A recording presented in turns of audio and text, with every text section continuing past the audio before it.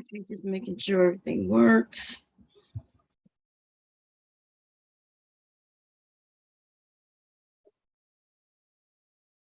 Let's do a sound check. What the hell is that moaning? Okay, there we go. Thought I heard some moaning, and it sounded like it was me, but I promise I'm not moaning. Okay, I do have a topic, um, and we're going to talk about being the elder versus just being old. Age versus wisdom. I don't even think it's a versus, right? I just want people to be able to determine the differences. Um, how you doing? How you doing? Jason, what's going on, my brother? How's everybody doing? Um, I just wanted to wow. In the last 30 days, things that I have said in the past and has come to the light. You know, there were people accusing me just for having an area where both males and females can come to talk about their differences and discuss things from their perspective. I started seeing a lot of people, some of them older, complain about it. And they were really, I've heard them complain that my streams were like very long. They didn't like that. See, because they started to notice that when they wanted to go live, their area wasn't filling up because if I was live and we had a topic going, nobody would come over. The men in certain areas, and I'm not talking about in all the areas, but in certain areas, I'm not gonna mention no names as I am. I am gonna actually mention names during the stream. I'm gonna mention names like Reg the Bad Guy, um, and a few others, Sheila Eve. There's gonna be a few because Sheila Eve's been added to a list. But I'm gonna be honest. If I were to be honest, people have seen Sheila before, right? So this is not new. It's just like I said, and I'm gonna say this all the time. People show you who they are. Now, that's a good thing that people show you who they are. I'll show you who I am because I'm real. I'm real all the time as showing my personality. It may not be the type of personality that you like, but it is the personality that I possess. It is who I am, right? And everybody isn't here for you to like, and you're not here for everybody to like, and you shouldn't even care if a lot of people who you don't even know, who doesn't even benefit you in life at all, you shouldn't care if they like you.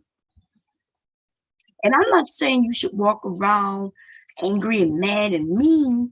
That's not what I'm saying. But I am saying, though, if you happen to be an introvert, which I have admitted I am an introvert, I'm an introvert. I'm a functioning introvert. When if people ask me how many friends I have, when I start breaking down my friendships, I'm talking about real life friends. There aren't many. Now I do have access to a lot of people. I'm able to call this person and that person and this person. But generally what happens is most of the people call me when they need something, when they need advice about something, when they need to contact someone. If they needed to get their child in a school and was having problems, they will call me. You know why they call me? Not because I can settle it. It's because I have contact with people who can. And the reason I have all the phone numbers to the congressmen and the representatives in areas and things like that is because I do not overuse those contacts. One of my friends, well, I used the word friendly lightly because I've already admitted I'm an introvert. Okay. Yeah, Gotti is one of my haters, but Gotti love me though. At the same time, he hate me because I tell him the truth. You know, him hitting his grandmother, and just wasting his life away. He's too young for doing the stuff that I see him doing, and he's just a waste of humanity. But you know, he's young enough to change it if he wanted to change it. He has no desire to change it. That young man is angry. And I would be angry too if I was as tall as he was, slender as he was, should be able to play some basketball or use that height for something. At least be able to help your grandmother reach the pot off the top shelf of the refrigerator ass nigga, but he's not. Because his grandma got a little clip of his grandmother telling him why in the hell is he still in the bed at noon. I have a little clip of him telling us that yes, he would bust in a man's mouth. And I'm talking about, we asked him, would he allow, because he always offering his penis to other men. Somebody say, hey, Gotti, if you told a man to suck your, and the guy said, come on, he said he would he would bust in his mouth. We got clips of him getting his pockets ran through, right? And then there's a clip of him hitting his grandmother when she says, don't put your hands on me. And then there's that last clip that I have. He sets the camera up himself and then walks to his grandmother to prevent her from coming in the area. Okay? That's who Gotti is. Gotti is a piece of shit. And he's too young. And somebody, he says he's over there, he'll lie and say, I live with you so I can take care of him. See if he was up at this time of day, because it's still late for me. It's 10 o'clock in the morning, right? So, let me see what time it is exactly. Siri, what time is it? Hey Siri, what time is it?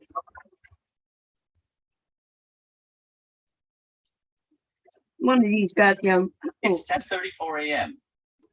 Okay, so it's 10:34 and I'm in the kitchen about to cook breakfast because me and my grandson and my son, we went to sleep late, right? So that's what I'm in the kitchen about to do. Gotti claims that he's over there helping his elderly parents or grandparents, right? But that cannot be true because we all know that elder people wake up pretty early. And the older they are and the sicker they are, they need assistance, right? They may need their pamper change first thing in the morning. They may drink coffee and they need breakfast first thing in the morning. But we heard his grandmother walk in. He was on my panel when this happened. His grandmother walked into the room as he was arguing with me and others, telling us about how women are no good. Women ain't no good. Women are no good. These women need to bow down. These women need to be submissive. These women this and that and that. Anyway, as he was speaking all that shit, talking about what these women need to do, his grandmother walked into the room and said, it is 12 o'clock. You need to get out of bed. She asked him to go get her medicine from the local pharmacy. and ask him why he's still in bed at noon. This is what that is. But see, that's another stream. Maybe farther into the stream when I start talking about youthful people who aren't pulling their own weight, but they're complaining. See, I have a different viewpoint on the world. Yes, I do. But at least I have a viewpoint that I'm willing to share. This is how I feel. I'm here to share. There's other people sharing. And for those who are listening, you should listen and pick what it is that you like from this person, that person, and create your own little reality, your own little world in which you are willing to live in and thrive, not just live in. Like we have people who live in false realities. They'll lie and say they have all this money and they have these cars and even and they live in this fabulous life while they're sitting on YouTube with me. Now think about that. I'm on YouTube. I am a older woman, married basically all my life. I've been married longer than I haven't been married, right? And with children and now a grandchild. I'm going to be sewing in a few minutes. I'm over here cooking breakfast. I clean my house. My videos that I had on my channel shows all of these things I'm talking about, right? I don't have a fabulous life where I'm out skiing and I'm out, going to concerts and being invited to all these different parties. That was when I was younger. Okay. But I have a stable life, as boring as some may think. I wouldn't be able to have a TV show because if I had a TV show where they followed me, y'all would be bored. You know what I mean? You would see me doing the cleaning and you would see me sewing and you would see me being on YouTube. But I'm not complaining about that. But this is the thing. For a wealthy person to be in the same space that I am, and they're not even doing what I'm doing. They're not even making money at it. It's different if for the young people on YouTube, they're content creators and they're making big money at it, and this is their business. That's one thing. But I'm not talking about those people, right? I'm talking about the ones who are here doing exactly what I'm doing while they claiming they do other things that we never see. They never go in detail about. They'll just say, I know the congressman. And then when you ask them what congressman, they don't know. Right? Because especially when I said, well, you're right there in New York and I'm right here in Delaware. And, I dealt with lots of congressmen in New Jersey, New York. When dealing with the different congressmen here in Delaware, I've actually had FaceTime with a lot of other congressmen and representatives and things like that. Right? So I don't know them all, of course not. But I'm amazed. So when I ask, hey, well, what congressman are you talking about? And then they don't know or they refuse to tell. Oh, I can't say. What you mean? When did congressmen become private information? That's the thing about government. Pretty much everything about them is wide open. The Sunshine Law. If I want to know how much my Congress made, how much they filed on their taxes in the last 10 years, all I have to do is ask for that information. That's it. That's it. And they got to show it. They have to show it. Anyway, back to what I was talking about. How are you wealthy, making all this money, doing all these great things, and you're sitting on YouTube with me? That's what I want to know. Good morning, Khadija. How you doing? Yeah, he waits for her check. He's sitting there waiting for her money. And even in that case, he don't got a lot. I think, because I could say a lot about Gotti. I feel sorry for him in some cases when he's being the person he could be, right? When he really want to have a conversation for real. I feel sorry for him. I really feel sorry for him. But we have some men who have given up, right? I don't know if some of these men know, and even on the woman's side, right? I speak, and I just want to say, when I say men, I'm not talking about all men. And usually when I talk negatively about males, right, I'm not even talking about men usually. It's usually boys who may be in grown bodies, right? When I talk, also though, when I talk on men's side, there's a flip side to that on the female side, the male side, the female side. The reason I talk mostly about the male side is because I'm a female and I don't know much about the female side because I love men and therefore I don't hang around lots of women. So when somebody said, well, Bomb, you know, there's a woman who just is trifling. And I'm like, yeah, I do know that they exist. I just don't know any of them personally. I don't know, like if I run into a woman, right? Because I know the ladies, and I am not talking about women and men. I'm now talking about males and females. I'm making that clear. I'm talking specifically about someone due to their gender.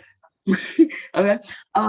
So I run into someone, hi, how you doing? Cool. And then I may find out something about them. It could be something minute, something with their personality that just don't vibe with mine.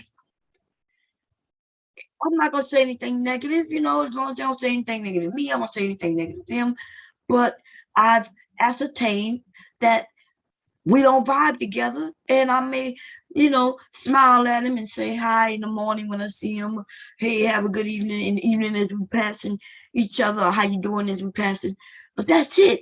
That's it. I don't nothing else do I need to know about that person. We need to handle YouTube the same way.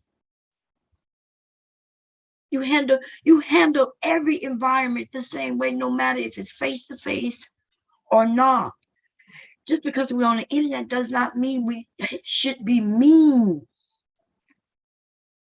You know what I mean? Like I could really take on this different persona on the internet where in real life I may not do it, but on the internet I could do it. And then I could go overboard with it. But see, I'm not that type of person.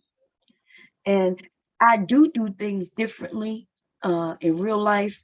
There's a lot of things that, and I tell you all this, right? In real life, you're supposed to you're supposed to do things that get you what it is that you want.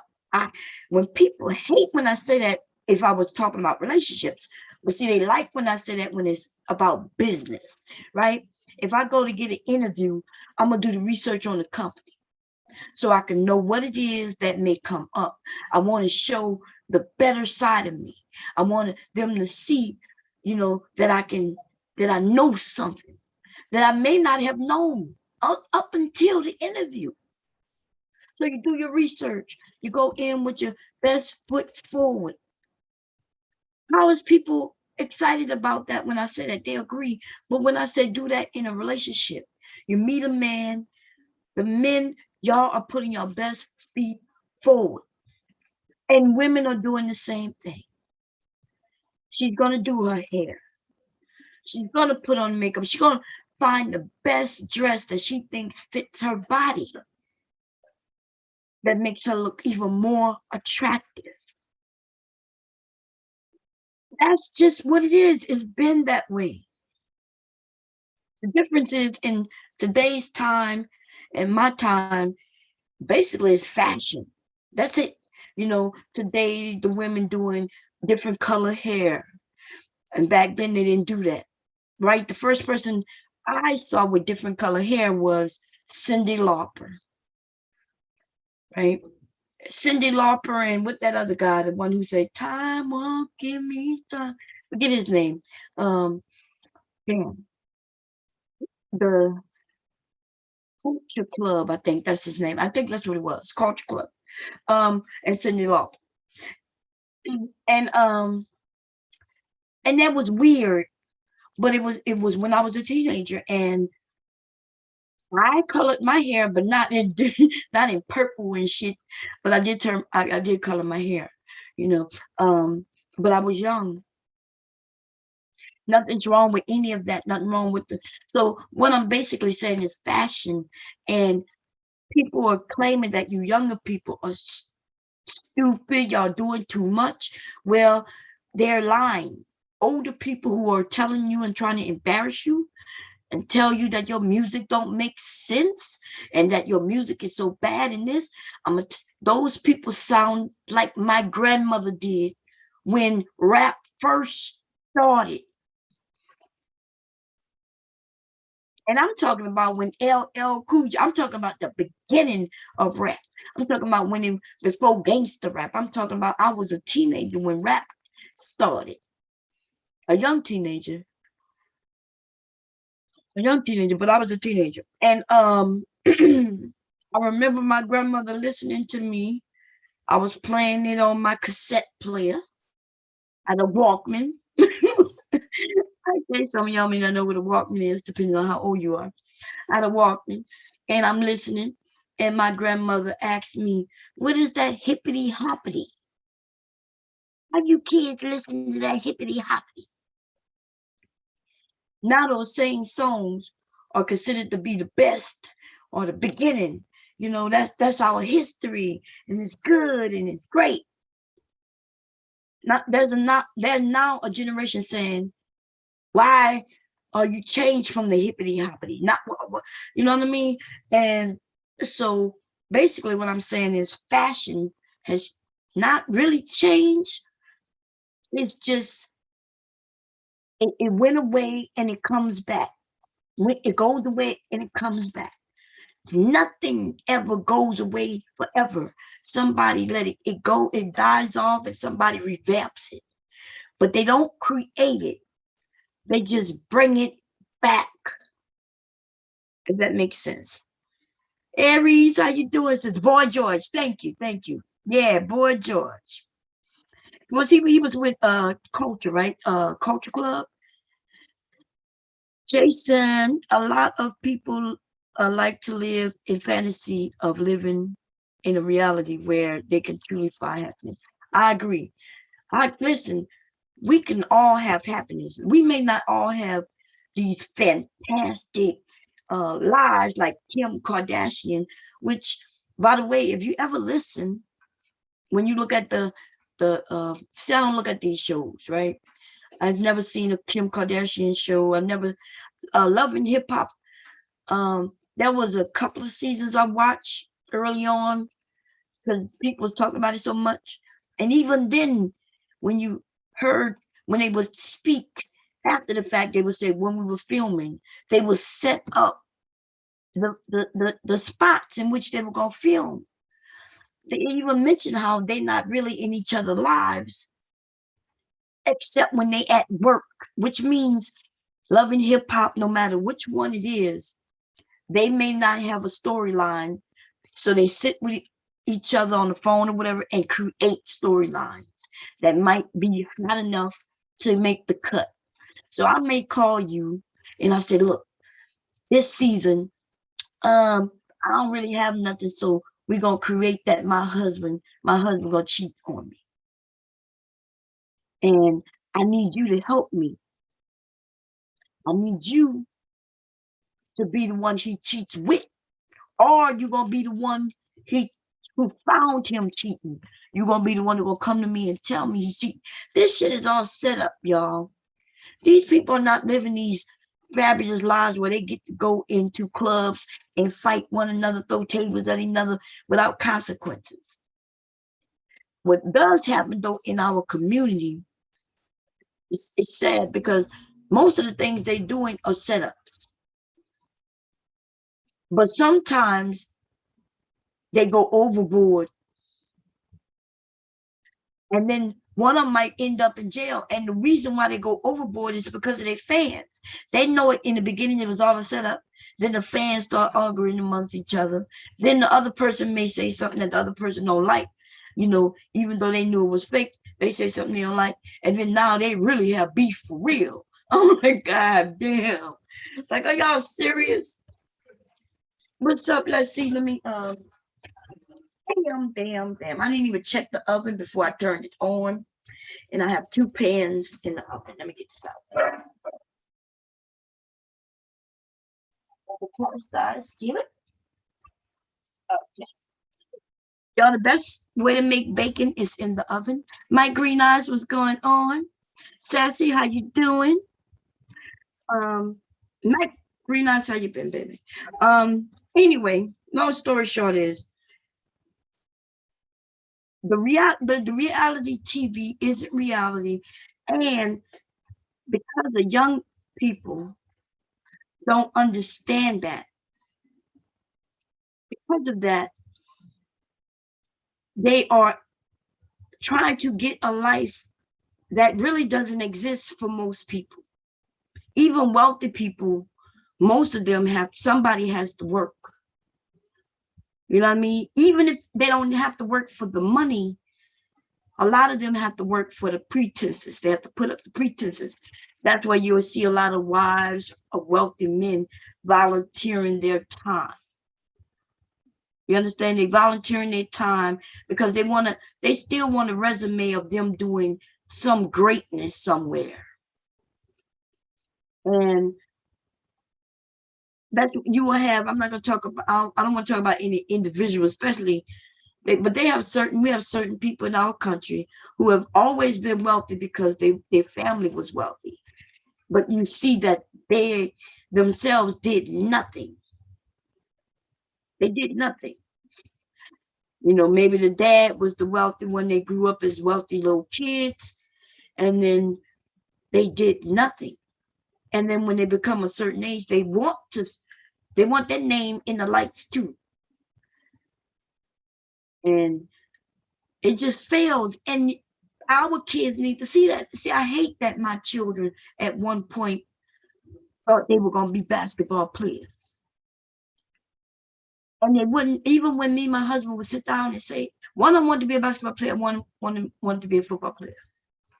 We sat down and we told them the numbers. Hey, nothing wrong with working hard to get what you want. If you want to do this, you got to work hard at it. See, I didn't have kids who really wanted to put in that work. They wanted to be able to go out.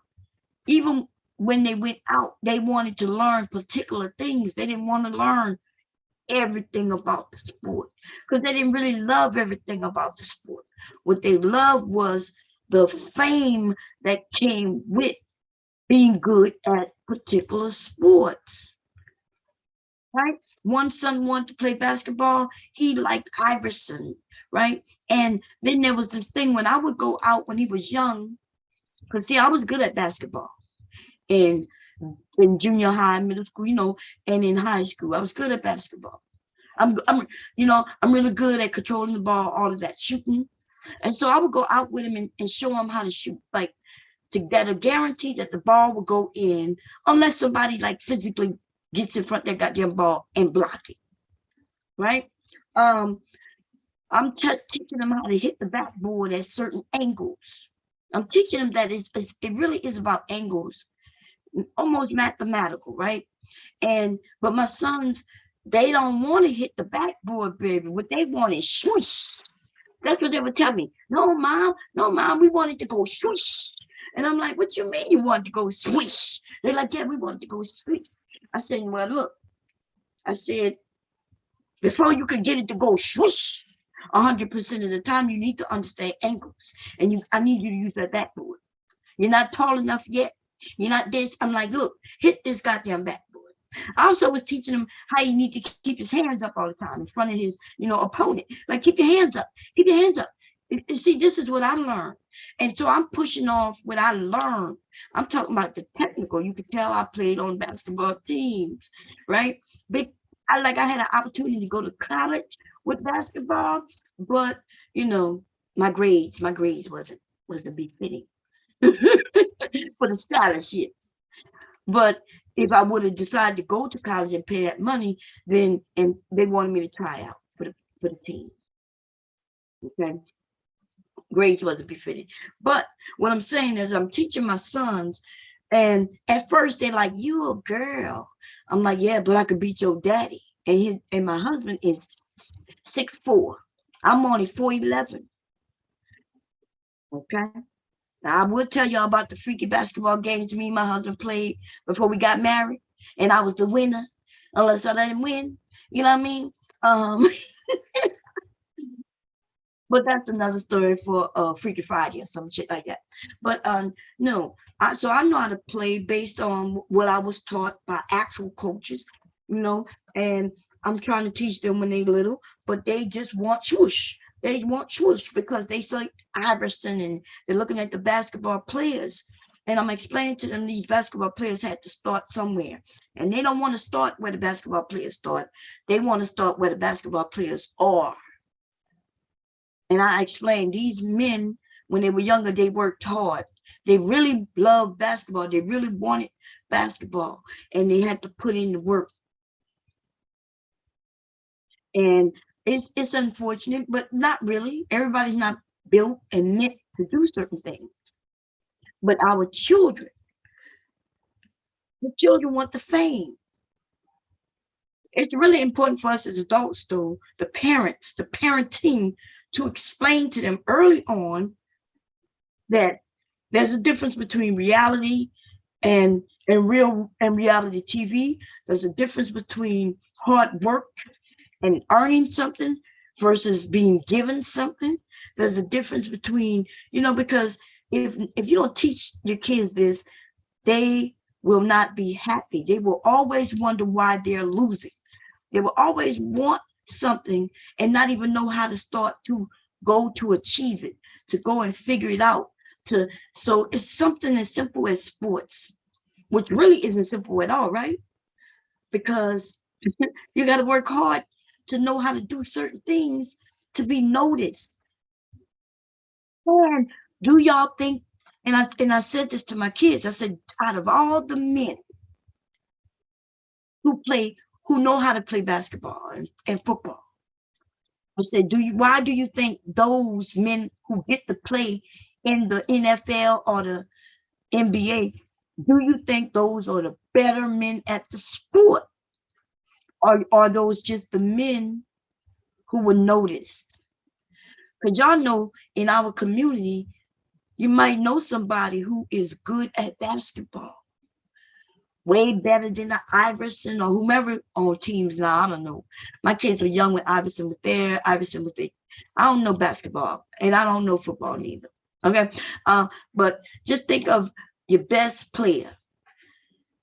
Do you think there's a Jerome somewhere out there or a Mike out there somewhere who may have been able to even challenge those men at some point, who just never went to college, you know, never got known past high school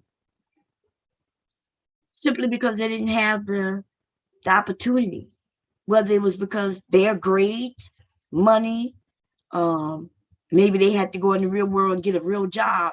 You know what I mean? So I explained to them that hard work means a lot. If you want something for real, you got to work at it. And when I said work at it, first you got to sit down and learn how do you even obtain it. Just because you're putting in hard work, you might be working the wrong way. Like for instance, my son, instead of wanting to learn how to first hit that backboard to get that ball in, he just want to go for the fabulous moves. They was talking about breaking ankles. See, I didn't even know what that meant. I, I would look at them and they like, yeah. And I look and I said, well, what happened? And they were like, he just broke his ankles. And I'm like, what?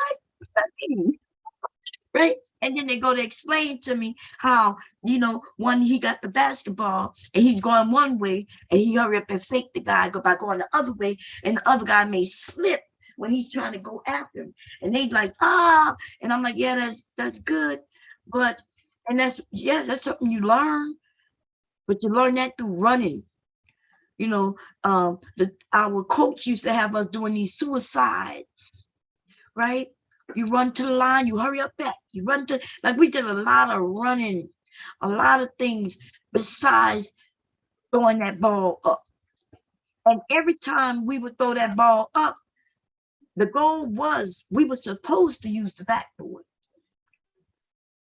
You have to learn the angles, right? If I throw that ball up at that goddamn, if I try to make a basket, I'm making a basket, 100%.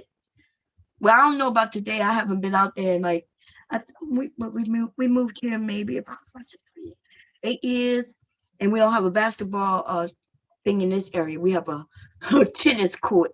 Okay, I moved from an area with a basketball court to an area with a tennis court. And I guess that was supposed to be moving on up. I don't know, but nobody used the goddamn tennis court here, except me with the children when I dance with them, right? Anyway, so it's been a while, but I was taught to hit that basketball, that backboard, and because of that, I learned angles. I know if I shoot that ball from almost every spot on the court, where I need to hit that backboard at for that ball to go in that goddamn basket. No matter if I'm at the 3-point, line, I know exactly where to hit that backboard at for it to go in. If I'm to the right or the left, I know exactly how I need that ball to spin out of my hand and hit that backboard so it'll go in. Good morning, Verbal. You see, layups are easiest to score for everybody but me. Let's see, because I'm short. That's where I always had problems. Was with the goddamn layup. The goddamn coach used to get on me. She said I wasn't putting my feet up. I wasn't jumping high enough. And I wasn't, it depends on if you're on the right side or left side, one of your feet go up, right? They hope you kind of lay it up. And for me, that was the hardest. Because it's hard for me to shoot directly under that goddamn, under the net. It's difficult for me because I'm so short and I can't see the angle of the board the way I need to. Right, like shooting pool. You have to hit the ball at a certain angle, right? That's gonna hit another ball at another angle in order to get it to sink, That's what basketball is. It's all about angles, for real, for real. And so when I started teaching them that, they were doing better. They were shooting better, but they didn't want to do the work. They wanted to get to the swish, the breaking of the ankles. I'm like, look, you build. I know I'm talking about sports right now, but I'm actually talking about life. Because think about it.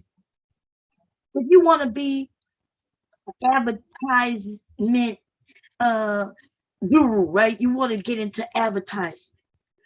Or you want to get into computers, right? What they call STEM. STEM is I don't call it STEM. STEM is a variation of different things, science and computers and different things. So I don't know much about science, right? But computers and me, baby, we're best friends. Computers talk to me. They tell me everything.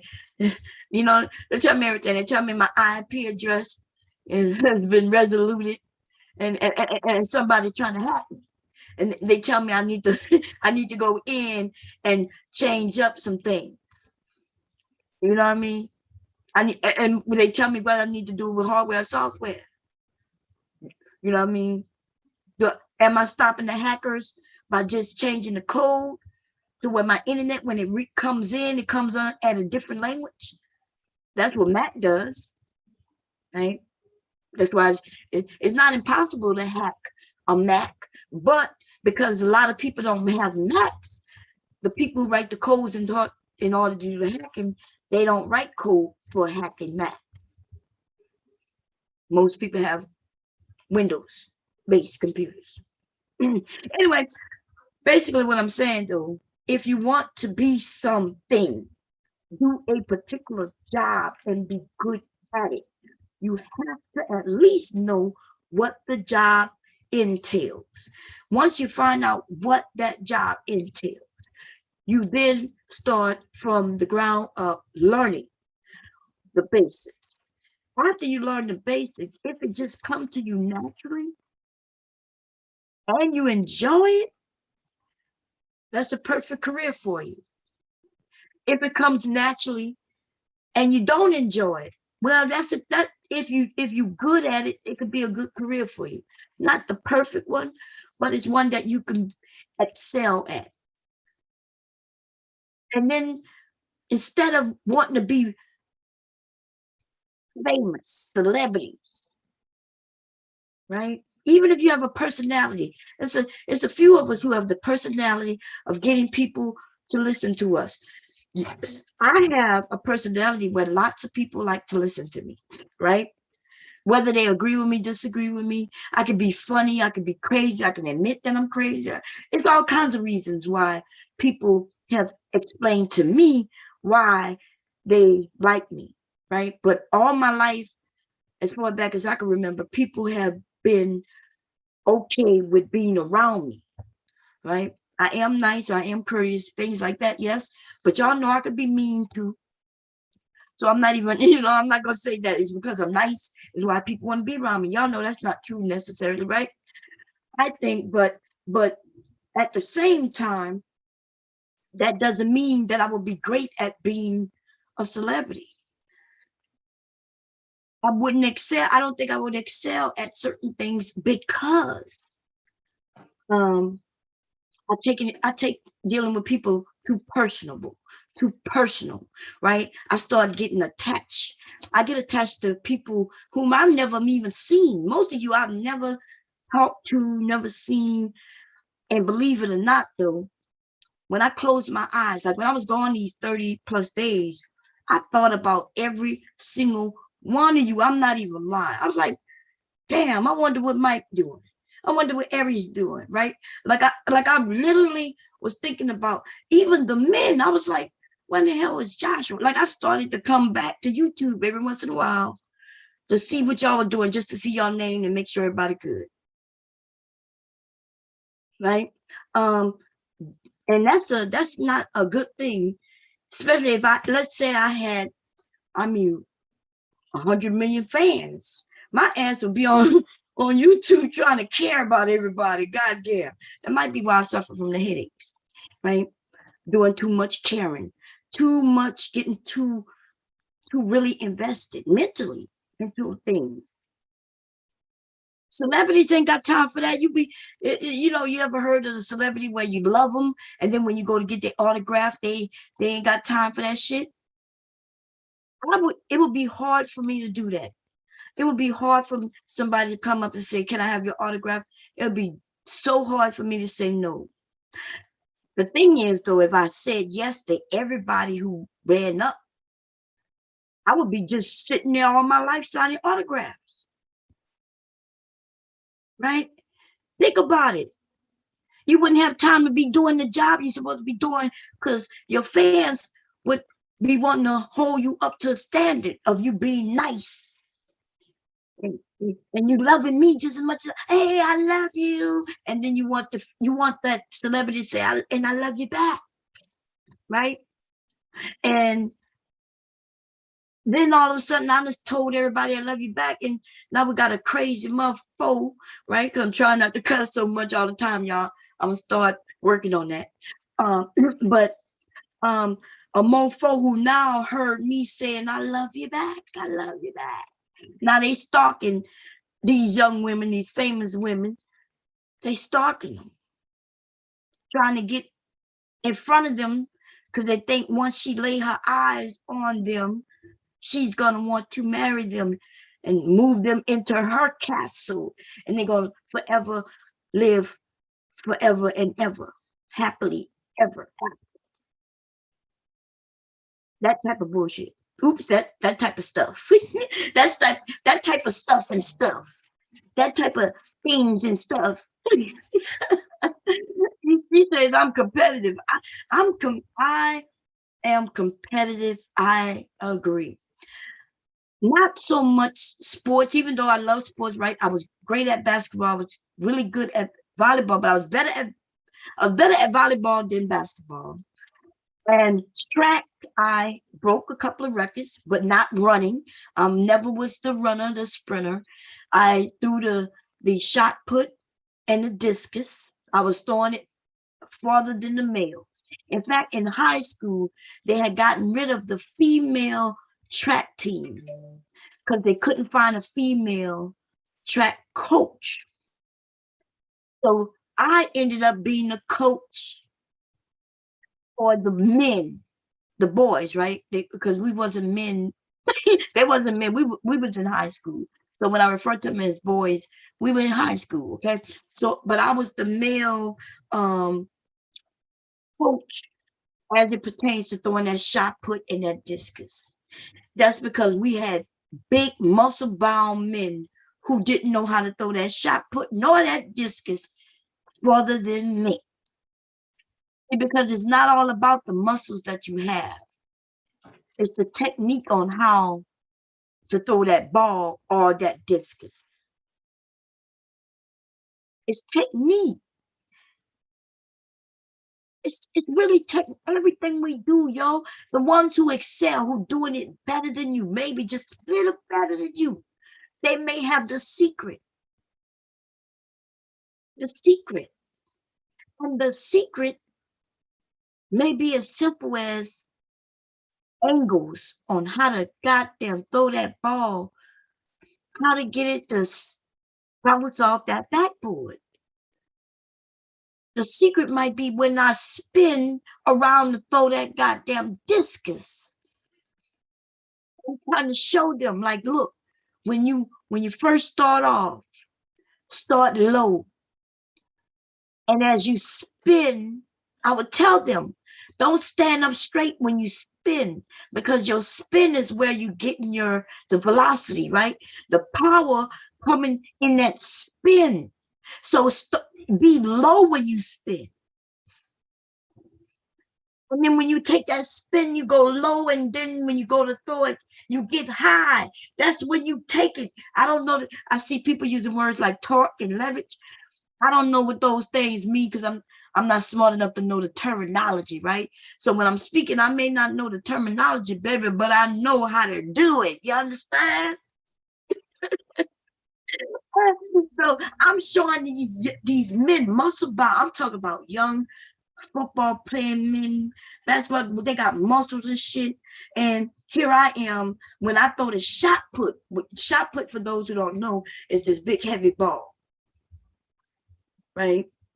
And so how is it that even though I wasn't weak as a woman, as a young girl, I wasn't weak, but I wasn't as strong as a male, right? Who would have the same, who exercised and did the things that I did. Of course, the man gonna have more muscle. That brings it to that all men don't have more muscles than all women. There are women who have muscles as well to take care of themselves and, like, keeping things up. Anyway, so how is it that I could throw this thing farther than them? Just imagine a guy who's 6'2". He's like 190 pounds. I, at the time, was all of 89 pounds. I'm only 4'11". By the time I got to high school is when I grew an inch or so. I was 4'9" all through up until high school. I think I grew an inch in between, in between second grade and high school.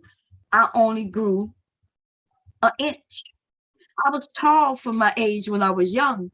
The thing is, I stopped growing really early. Okay. Anyway, how is it that I'm throwing this big ass ball farther than this guy? It wasn't because I had more muscle than him, because it was clear he had more muscle than me. Somebody say talk, the twist force that tends to, oh, okay. Thank you, Demetrius. Thank you, babe. So see, I'm right? The way I twisted, the way I'm showing them with that discus, even with the shot put. Some people twist it with the shot put. And I didn't twist with the shot put. What I did with the shot put, I went low, started from the back of the circle. I went low, I put it in my pit of my shoulder. And I would twist my upper body, but I wouldn't twist my whole body, if that makes sense. If I had on some underwear or something, I would turn on my cam, y'all. My butt is out. And I will show you what I'm talking about. But I'm agreeing with Demetrius. I see what he said. I would so with the shot put, I watch a lot of men and women. They would throw the shot put and the discus basically the same way. They would start off and they would do a full twist with their full body and then force either the shot put, which is a ball, or the discus, which is a disc, right? But so I did both of them differently. With the shot put, I just twisted my upper body for that force. Because I found that if I do that, I was able to hold that ball and grip it and really throw it. Then if I was off balance within a physical, real spin, right? The thing about me and why I was breaking the records and throwing it farther than the men was because it's about control, which gonna bring me to controlling your life. The way I controlled that shot put, all up until I threw it out of my goddamn hands, I had full control of that shot put. Right? I used the leverage and the torque, right? As far as getting to the back of that circle and bending my knees and going as far as I can, just far enough though that would give me that power that I needed. Right? So, and then I would skip forward, boom, boom, and then I would bend again all the way back, twist my body, and then twist forward, boom, and throw that goddamn shot put. And then I learned that the higher, some people would say if you throw it higher, you would get it farther. And I learned that it's not necessarily too higher, but you needed to get at least a certain height above you and force it forward. Nobody was beating me, babe. I need to check to see if anybody broken the record, but I'm quite sure by now, possibly. Okay. I think that was in St. James Parish. I'm gonna have to check. Now with the shot put, basically the same thing, except there was a full body twist in the discus. In the discus, there was a full body twist. But you got to keep that discus held and control it in your fingers. Now, why am I speaking about this? Control, leverage. Y'all mentioned the word leverage and torque, right? Why am I talking about this? Because the same thing I'm speaking about as it relates to goddamn sports, hitting that backboard at a certain angle to get it in that net, running if you want to run fast. Well, I can't teach you anything about something I don't know. So I don't know about running because I was bad at it. I could run fast a short distance, but I could not run fast a long distance. And I could not run fast a long short distance. Wait, I'm saying it wrong. I could run fast a very short distance. And I wasn't even that fast. You know, by the time high school, man, motherfuckers was gone. They developed muscles in their calves and their thighs and everything. Okay, I was a girly girl. By the time I hit high school, I didn't want the muscles in the legs and things, even though I had nice legs, right? But no. Okay, so I can't talk about shit I don't know, and I admit that I can't talk about shit I don't know. I could participate in a conversation about shit I don't know, but you know, people, there's a difference between participation and Fact. There's a there's a difference. Hey, Mama Rain, how you doing? There's a difference. There's a difference. This is important to know in life, and even especially here on YouTube. I can get on a panel and know nothing about what is being talked about, and I can participate. I can ask questions. I can also even give, if I had an experience, I could talk about it. It doesn't mean though that is what I'm giving is fact. And I'm starting to notice that with a lot of young people, and I even think back to when I was younger, was I the same? And I was. Well, sometimes facts didn't matter, right? But when I was in that mode of facts didn't matter, when you're in that mode, that's when success doesn't happen, right? Think about it. If I say, if I sit up here and say, well, yeah, I can play basketball. Anybody can play basketball. All you got to do is throw the ball up at the net, right? Is that factual? Well, I mean, if you throw the ball up at the net, you might have a chance of a ball going into the net. Yeah, you know what I mean? It may happen. But isn't that different than somebody who know how to control that ball? Who wants to see or get who think they're gonna get paid for shooting up a ball and it may go in? There's a slim chance it may go in. You gonna hire, if you had a basketball team, you gonna hire the person who just gonna throw it up and pray that it go in? Or you gonna hire the person who realizes that they need to throw that ball up at a certain distance, a certain height, at a certain velocity, certain angle, in order to get that motherfucker ball in that goddamn, you know, in that hoop. We got a lot of people who just want to just be. They think they can just be because it looks easy, and they they could take a shot at it. It may work. I may be able to do it. It looks easy enough, right? And then when you have to compete against somebody who did the research, did the work, understand. They don't understand what may happen, but they know the probability if they do this, that, and the third, that they're gonna come out with success. You the one who just want to be flimsy with it. You just think that you could throw it up because it looks so easy. You against somebody who been understanding, they learned this sport, they understand, and you think you gonna outbeat them? You may even be able to throw that ball up and get it in the net every time you throw it up. But a coach or somebody who's professional and understand, they can sit to the side and see that you had no control of that ball for real. They understand that all you did was throw that goddamn ball up. And it just so happened to go into that goddamn hoop out of sheer luck. And then there's this guy who understands hitting the backboard, and it may not even go in for him, right?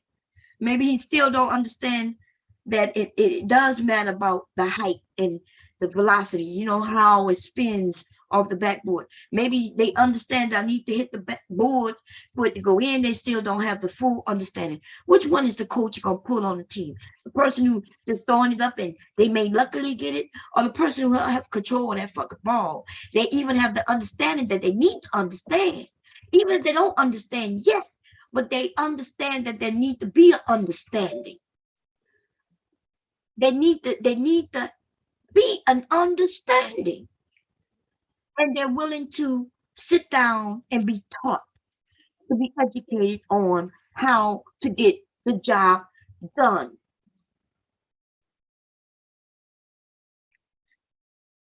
And then we have those who just want to flimsy around life.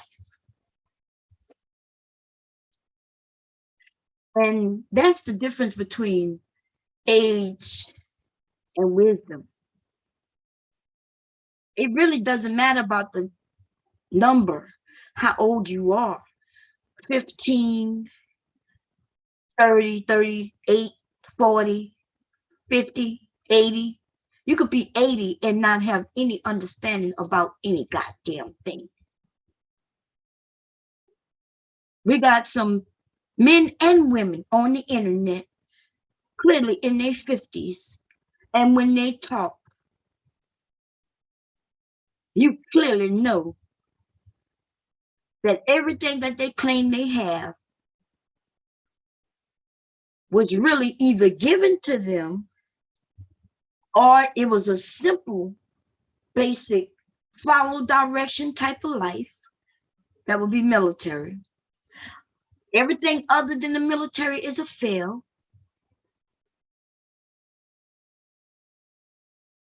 Right? Everything other than the military was a failure. For those of us who've been in the military, you know the military has everything written in a book. There is a book on everything, everybody. I'm talking about directions on everything. I'm talking about as far as if you need to turn, if you need to know how to drive a vehicle, which I drove a military vehicle at times, right?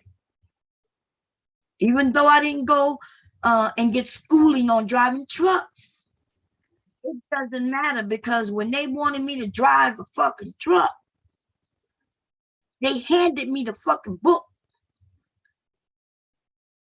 They said, here you go. And it started with put the key in the ignition.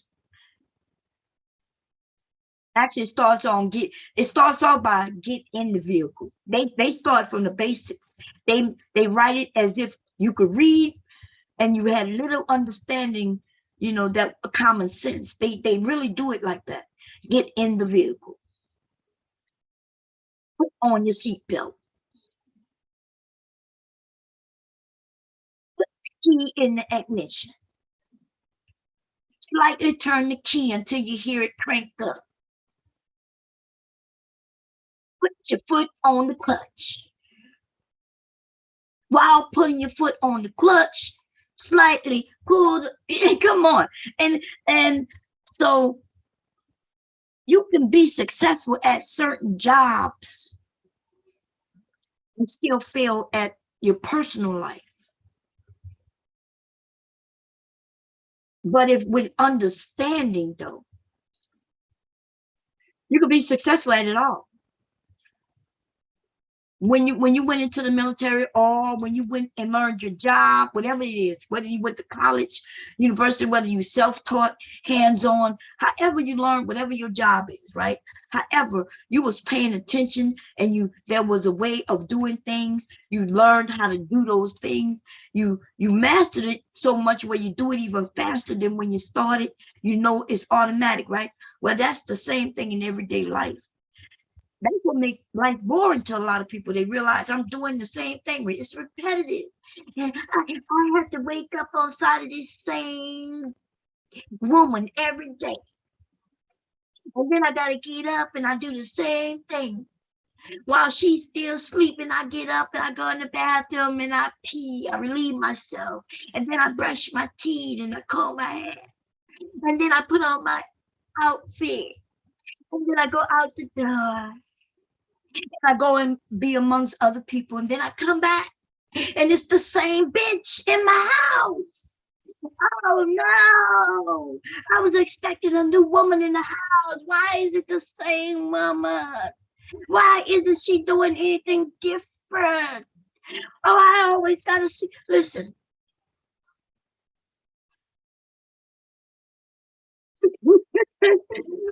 Auntie Wanda, what's going on, sister? It's the same thing, but yo, when you realize that, yes, this is the same thing, but I could throw in some things to spice it up. Talk to your partner about, hey, make some suggestions. In fact, you don't even have to suggest, like, kind of have a conversation and tell them what you're looking for. Hey, let's do this. Hey, you want to try that? Hey, I was reading on the internet about some things. Like this, if this is your mate, right? Somebody who live with you and y'all sharing bodily functions and shit like that, right? Fluids and shit like that. Did I say bodily function? I mean fluids, right? I'm not gonna name all those fluids, but you're kissing and kissing, sucking, and all that good old stuff. Then what's wrong with being able to have a conversation and say, hey, because see, I had to learn how to throw things at my husband, right? I had to, because I didn't know how to suggest without looking like, because I'm the female, right? I didn't want to look like I'm the whore, right? Like, like, like as if what he's already doing is not enough. So I had to slick it in, y'all. I had to figure out how to bring it up, see if I can get him to be interested. I started dropping little hints like, hey, look at this. Ooh, I've never done nothing like this before. What you think? You want to try something like that one day?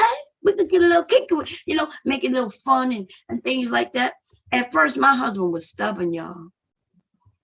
It was like talking to a goddamn wall. Because see, my husband had gotten, he was already used to this military world. He was already used to things just being what it is. He was good.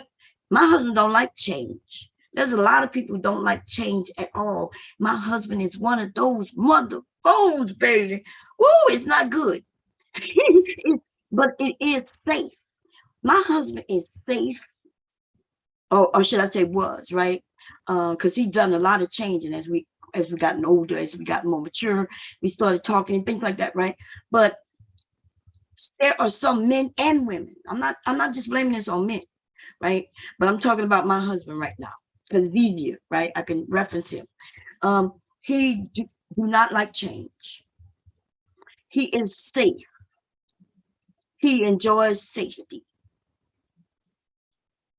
That's a good thing until it's not. It's a good thing until when I realize, like, dude, you work at this place.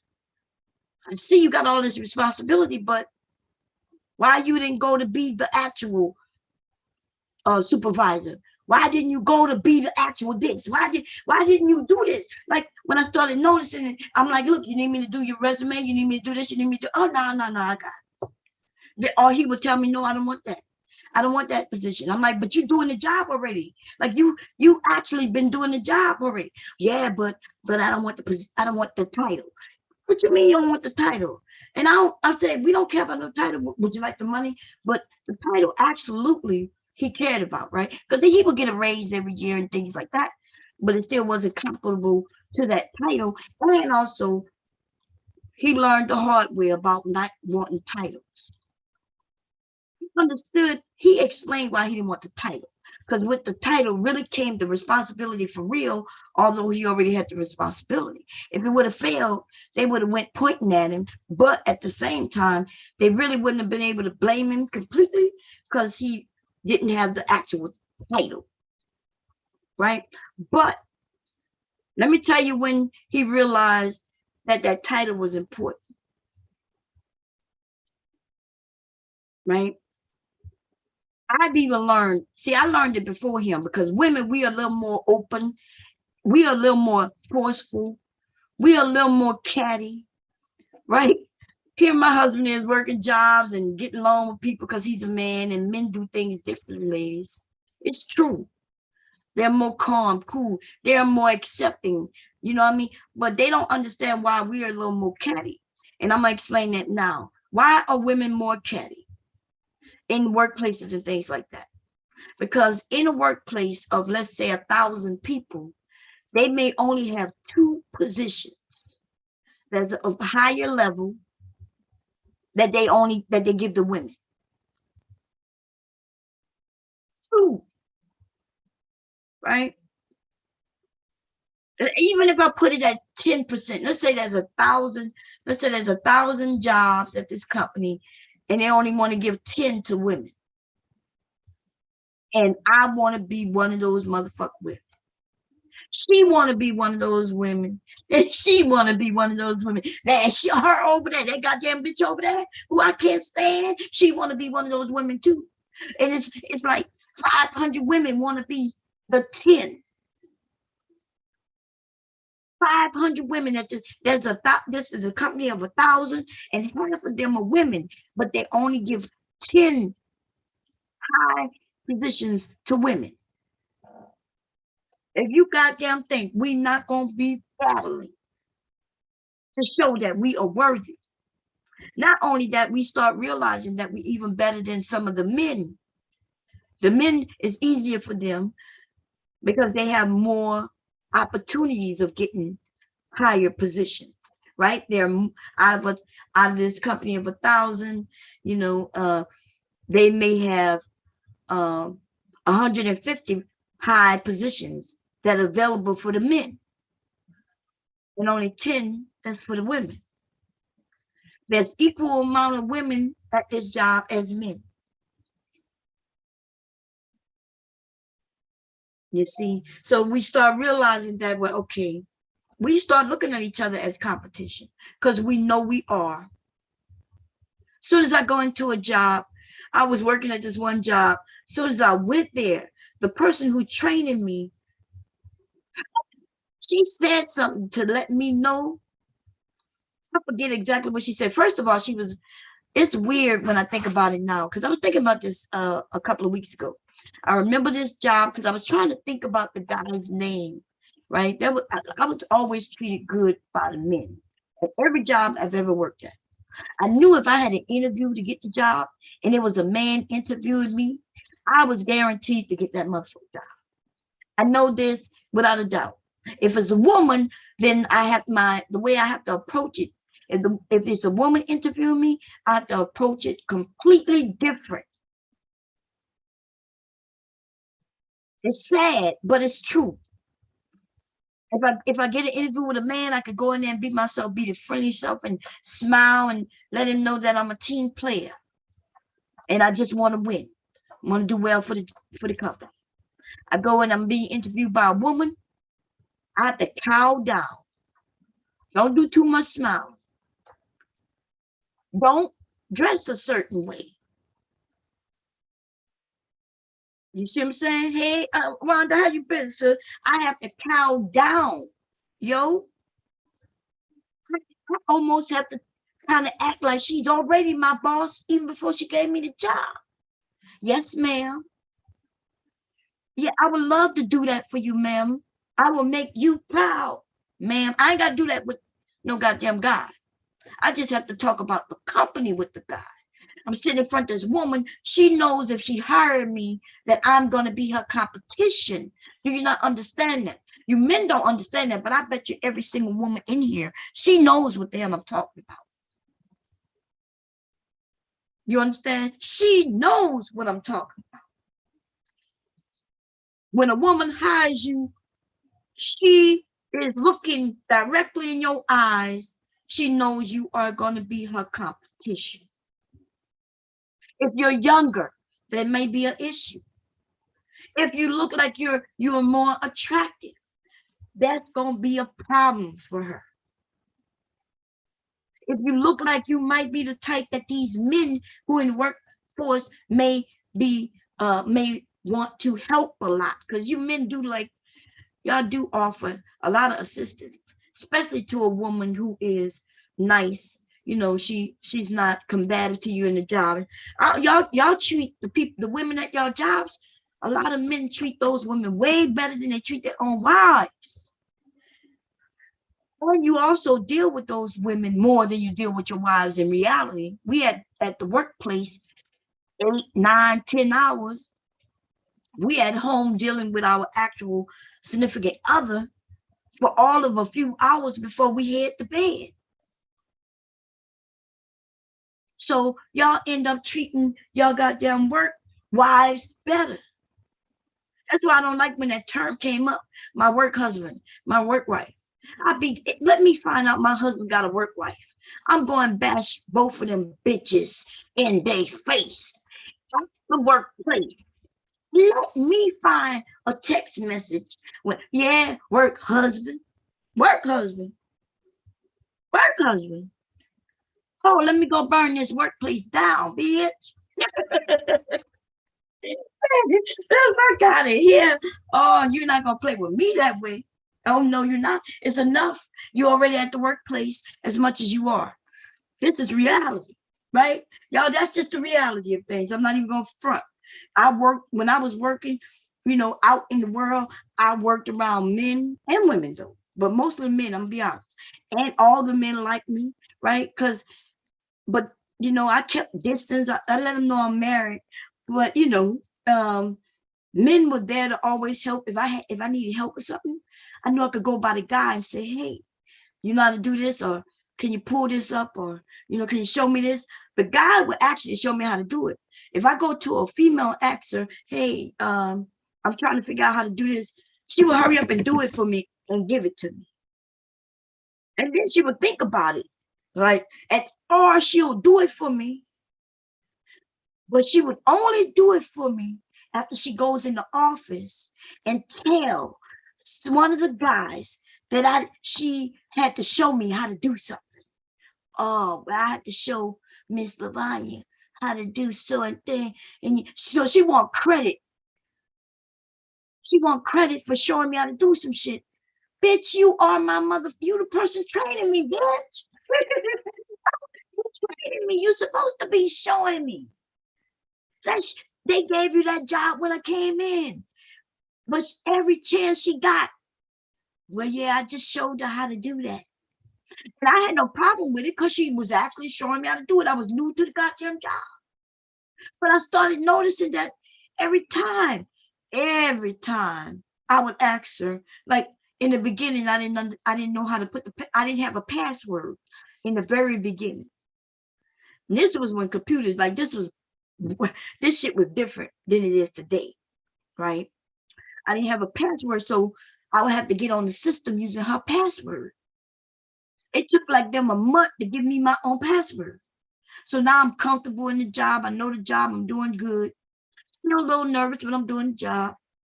But every day she had to go and sign in her password. She wouldn't give me her password, and I understood that. But like I'm midway in the month, so I've been there, a couple of weeks. I'm comfortable. She would go in and say, yeah, I had to sign it in. Every time, right before she signed in, she would go into Joe's office. See, now I know his name. I was trying to think of that man's name. God damn it. It just came to me as I'm telling the story because I'm envisioning what happened. Joe was his name. Damn, what was his last name? Because I want to I want to see if they still alive. Sometimes you want to go look, people help you do things. You want to see if they're, he was Italian dude, right? His name was Joe. She would go in and tell Joe, I had to help her sign in. Man, I was trying to think of her name too. Her name was, she probably here in Delaware. Her name was, oh, I can't think of it. It's gonna come to me. It was one of them like luxury names, like her mom named it after something like Chanel or something like that. It wasn't Lexus. It was one of them names of one of them luxury items. It's gonna come to me. But anyway, when it comes to men and women, right? Women in the workplace, you men wonder why we catty. We catty because we do want to come up. We do want to. I wanted to climb that ladder.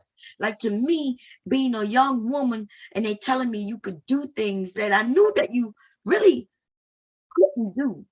See, I'm from a generation, y'all, where they absolutely taught us home economics and typing in school. That was computer. See, when I got my computer, learned about the computer, I was in elementary school. Today, we wouldn't consider those things computers because there was no hard drive. It was a big ass floppy disk. I was so good at it. By the time I got to high school, and they had options for computers. There was no women, no females, no girls, whatever you want to call us, right? I'm talking about our gender, based on our fucking gender. Um, they wouldn't allow us in those classes. But I sure could take typing on that big ass, heavy ass motherfucker typewriter though. Like I don't want to learn no motherfucker typing. I want to go over there. Nah, not meant for girls. Not good. Not meant for girls. When my mom, I'm gonna mention something that most of y'all probably never heard of. Some of y'all are so young. Shorthand. Y'all know what shorthand is? Where my sister at? Listen, it's some of us. I know that. Listen, I bet you most of y'all never heard of shorthand before. Shorthand. See, because by the time I entered into, I enter into it, right? They wasn't even teaching us shorthand. My mother went to college when I was a kid. She learned shorthand. That's why you can write a whole sentence with just a little few scribbles of some symbols. That's called shorthand. I know damn well most of y'all don't know it because I don't know it because they stopped teaching it by the time I come around. No, not typing. This was when you sat there. It's almost like what they call a person in court, even though they use a machine. But shorthand was where a secretary would go into an office and these people would be talking fast, but she would have symbols for each word or each type of line. That's called shorthand. It's almost like a abbreviation, but it was different. It wasn't like I would use LOL. That mean it's almost like y'all using these emojis, but it was actual. See, that's what I'm saying. I can't even explain it. Yeah, it's almost like that, Mother Earth. I'm not sure what those symbols are on that machine, but before that was that machine, that was literal secretaries. See, women had secretarial jobs when they did open the job market to us. But before that, though, you know, we were house cleaners and shit like that, right? Even a lawyer, a woman couldn't even be a goddamn lawyer. When she worked with the law school and all that shit, she would end up being the secretary at the firm. Even though she passed the bar and all that, they would only allow her to be the secretary. Well, in order to be able to keep up with and notes and shit like that, it was just as fast as we do today. It was just different ways of doing it. So before there was a typewriter where you had to type 80 words a minute, 30 words a minute, 40 words a minute, whatever, there was something called shorthand. It was something called shorthand. I seen my mother write shorthand, but I've never taken it. So I can't tell you much more about it. But I can tell you that I haven't heard of shorthand in uh in 30 plus years. 40 plus years to be honest. I haven't heard about it. Okay. I'm gonna see if I can look it up and see what it looked like, you know. But that's what I'm saying. So I'm from a different time. Some of you ladies, even now, 2021, y'all know that if you go to get a job, there's not many jobs for the women. You know, if you get in front of a woman, I hope you know, because you may not. Everybody don't be knowing, and that's why I'm here to give some wisdom. You ever got an interview and you didn't get the job? Well, it could be a few things. Some of you think as long as you go in and be yourself, you know, and just show yourself and smile and shit, that you might get the job. Nah, you got it's a whole thing to getting a job. If I get in front of anybody, I don't care how old they are, how if they're white or black or Asian or whatever. I don't care anything. I don't even have to know nothing about the fucking company. I promise you, if I get an interview, it could be something. It could be to be a scientist, and I don't know nothing about science. But see if I'm able to get in front of a person to interview for the job, I'm gonna get that job, baby. Y'all ever wonder how people can end up scamming? How in the hell a doctor ended up getting a job. He wasn't even a real doctor.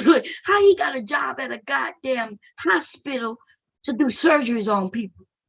Y'all ever wondered how a lawyer who really isn't a lawyer, didn't go to law school, don't know none of that shit? How in the hell did he scam his way in that goddamn firm to be a lawyer? He was a lawyer for years before they found out he ain't know shit about the law. Yeah, I can tell you how. Knowing how to deal with people.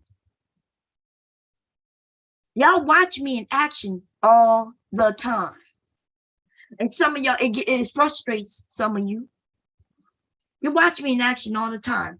It is a person, my personality, but what I can't make everybody happy, but I sure can make anybody in front of me feel good about themselves and feel good about me. Does that make sense? I don't care who you are. I could go on I could be talking about somebody. Let me say, y'all know I used to talk about Kevin Samuels a lot, right? Well, I'll get back to that. Don't worry, I ain't forgot it. But talk bad about Kevin Samuels. I would be able to go if he would allow me on his platform. And if I decided that, I just want to be nice and have him agree with everything I say, I can talk to him. And by the time I'm done, he would be advertising for me. That's how good I am, baby. I would out based on how it goes in the first. See, you can't have a plan ahead of time. You got to be one of them people who can do it on the fly, right? You have to know how to read people, but you can't read people you don't really know, and therefore you can only read who they are or their emotional level at that time. I can get on a panel and I can assess whether I need to be mean right off the bat or if I can be calm, nice, and just have a good conversation. You have to know how to read people. If I can get in, if they had a job at the goddamn, let's say at NASA to be some high tech fucking scientist, and if I was able to get in front of the person who's hiring for an interview, by the time I'm done, I will be hired and I won't know any of the questions about the job at all. But I would know how to talk, how to get them to like me, right? Or it's not even about liking me so much. It's about, do she sound like she wants this job? Do it sounds like she gonna really excel at this job? Remember, when you in an interview, it's all about perception. These people don't know you and you don't know them. If I look at the desk and I see they having a good day, and I see on the desk they have a family, like she looks like she's happy today. I look at it and I see she's a family, like, you know, she got a picture of her children and her husband. Oh, I see you have family. Yeah. Oh, the little girl so cute. How old is she? Oh, really? I bet you she's a handful, depending on the age, right? If she's a baby, if she's a toddler baby, right? A little young one, but like, I bet she's a handful, but I bet you she's beautiful. If she's a teenager, you know, maybe around that 13, 14, she's a handful, but I bet you she's good in school, you know, and whether she's good in school or bad in school, usually they'll agree. And then they'll start talking about their family, they'll get more in debt. And before you know it, we having a whole conversation. She forgot all about the interview. She didn't ask me not a goddamn question about, I may know, you know, because I knew I was going to the interview. I did some research on the business, the company. So I may even drive the conversation towards, yeah, I see that y'all did this, you created that, and da-da-da, and it's outstanding. And I would love to be a part of the team because I have a lot to bring to it. But, you know, I also am married. You know, I started making that correlation between her being a family woman and me being a family woman. Now she don't even have to worry about me even looking around at other men at the job, because see, I'm talking about the love for my family. And now here's another scenario. I sit there and I see that she's in a bad mood. It's early morning, right? I see she has coffee on the goddamn desk and she's in a bad mood, and I see pictures of the family as well. And I may come up with something like, I'm sorry I'm late. And she'll say, no, you're not late. I'll be like, yeah, because I was having a hard time. I got the kids, the hubby, I had to bring the kids here and there. I would make even though I'm not late, you ever come to somebody's house and they say, excuse the mess, but there's no fucking mess? That is a tactic. Like you walk in my house and the first thing come out of my mouth is excuse the mess. But I'm gonna be honest with you. If my house is messy, bitch, I'm not letting you in though. So if my house is real messy, you're not coming in. If I know you coming over in my house a mess, I'm gonna hurry up and clean the shit up. Nobody has ever been in my house when it's messy. But every time somebody walks in my house though, I say, excuse the mess.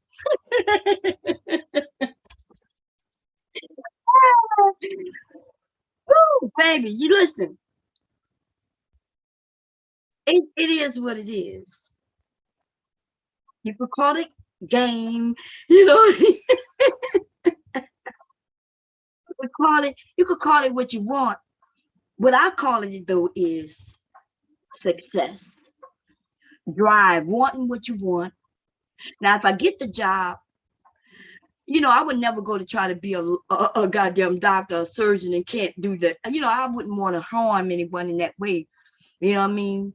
And plus, after a while, I would get caught. But if I was a white male or female, I would get away with that shit for quite some time. Now, when you're not a certain race, soon as one red flag go off, they start digging in our history. You know what I mean? But if other races though, I've seen people buy. Y'all ever seen stories where the person bought a house with no money, no credit?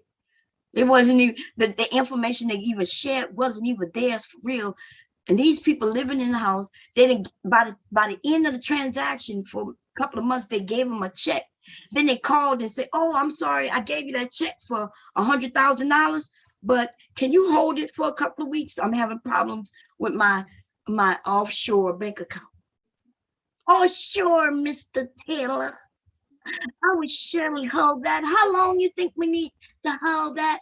"Well, it is $100,000, and I'm gonna need you to hold that for like 15 days. "Oh, sure, yeah, I could do that for you."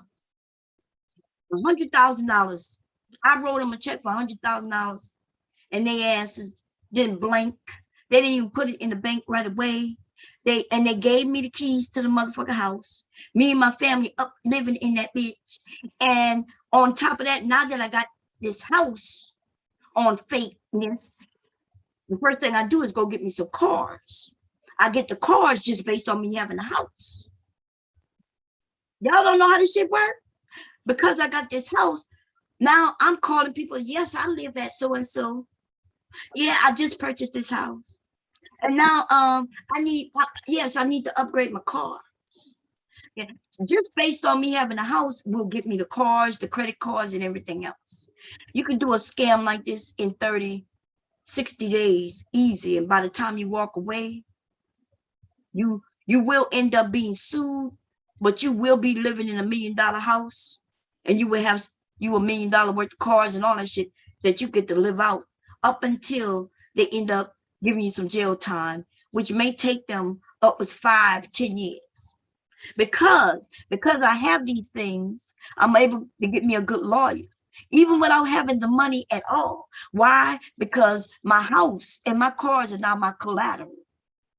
So I will be able to go get me a high-priced lawyer who gonna help me get the minimum time that I can get. You understand what I'm saying? This happens. There are people out there doing this shit. Okay?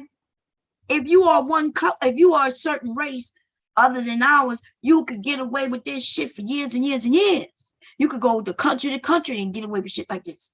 But if you our color, you ever gave somebody a check for $100 and they tell you, well, we got to wait till your shit clear?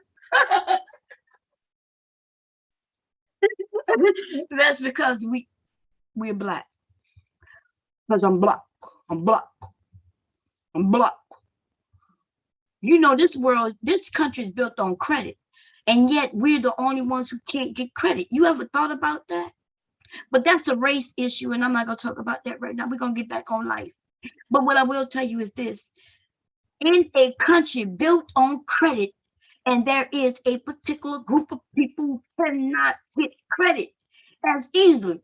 When you're 18, if you are other than black, and they usually know not just, and it's not just black anymore because things have gotten so shuffled up. It's mostly zip codes in areas in which you live. If you live in an area where there's expensive houses, or even people who work certain jobs in certain areas, as soon as those kids turn 18, baby, they get a credit card, pre-approved credit card. 18, they get pre-approved credit cards. This country is built on credit. Sooner they get you getting into debt, the better. Except with us, though. Well, okay, except with us. You're gonna get credit if you need credit to get credit. That's what they tell us. They tell us we need credit to get credit. That don't make sense to nobody. That don't even make no goddamn sense. I'm gonna mess up before the cleaning lady comes so she can get the bang for $1. You're gonna make a mess. Oh man. Anyway, what was I saying? So back to the story at hand. When the men say that women could be catty, there is an actual reason why we're catty. Not only are we competing for minimum jobs, but we also competing for minimal number of men, right? Depending on the area in which you live, like there's some things that Kevin says that's right. But even in those cases, the things he say is it depends on where you are. Like when I was on the Army base, right, it's a small number of women with a whole shitload of men. So it was like a smorgasbord of goddamn men that I could pick from and have fun with, get to know, right? But it's in the reverse for the guys. And so soon as a new shipment of women, I call it a shipment of women because you know, the new group of women come in, the post, everybody who's single on the post, they know, they find out, they even start talking. Oh, there's a new group of women over there in the medical field. They over there in medic. Engineers, the engineers got two new women. Like it goes around the whole post if you're single, right? Everybody, oh really? What they look like? They okay. Oh yeah, they hot. And then after a while, they don't really care what you look like, right? Y'all, that's what the realities come into play. Online, y'all, these men are claiming they want a woman who does this, that, and the third. But in reality, when they go outside and in their area, there are women who look this, that, and the third a different way, right? The fourth, fifth, and the sixth, or some shit differently. They present differently, whether they're stronger or weaker, whether they dress up or don't dress up. But they're going to be a smorgasbord, different types. This is the issue, though.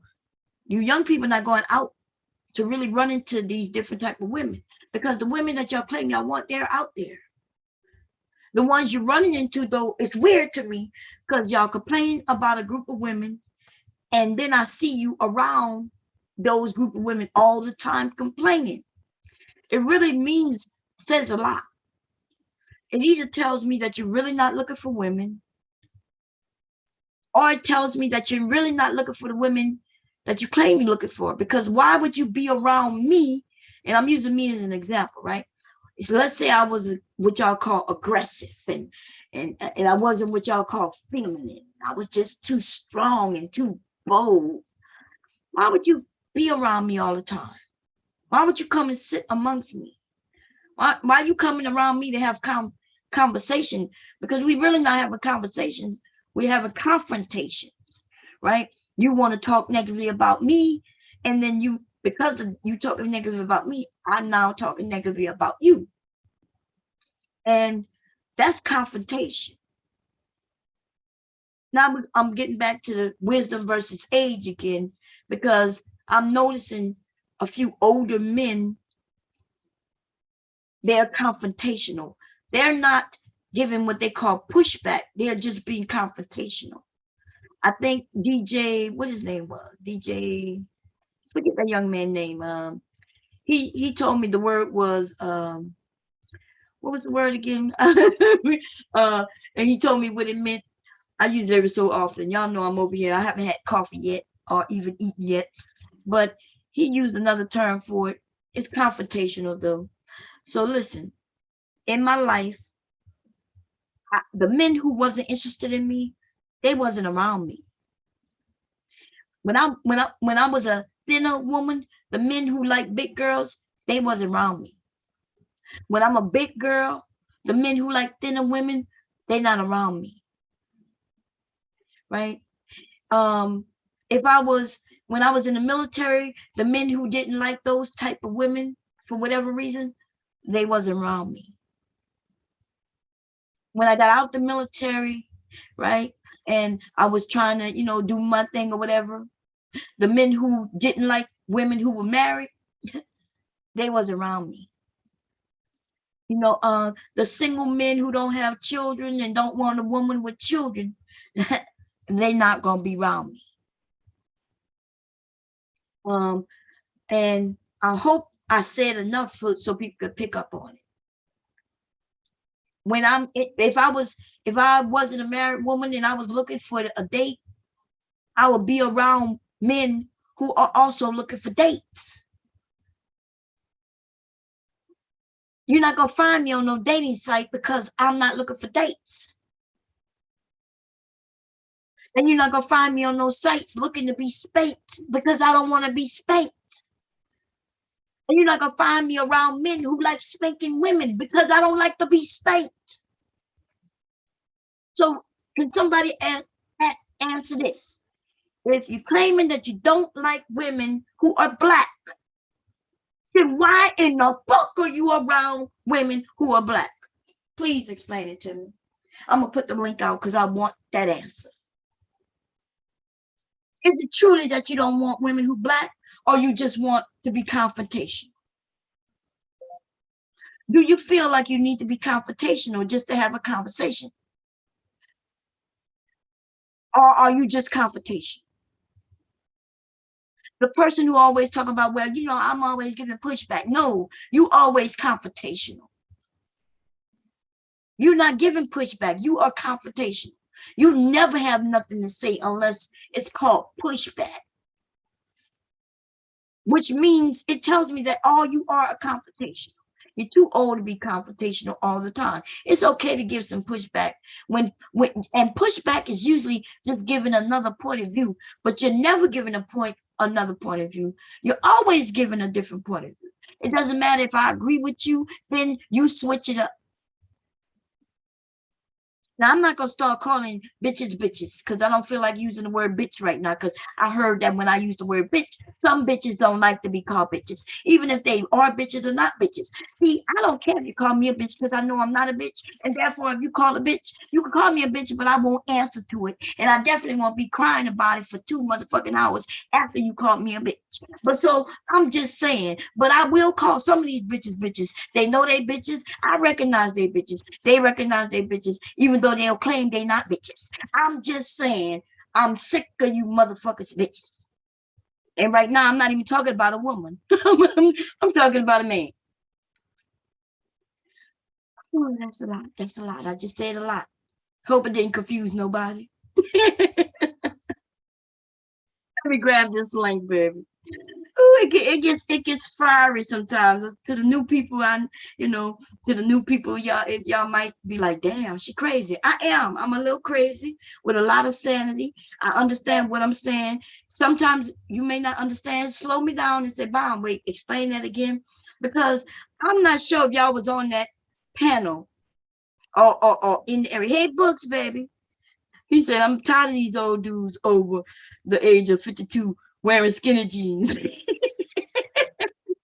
Right, that's a young man's thing, Books. Listen, I'm not sure if y'all was listening to that stream. Oh, and by the way, I went to sleep. Verbal, you had me cracking, girl. And I fell asleep right before you got. Girl, I'm gonna talk about it. Let me say this.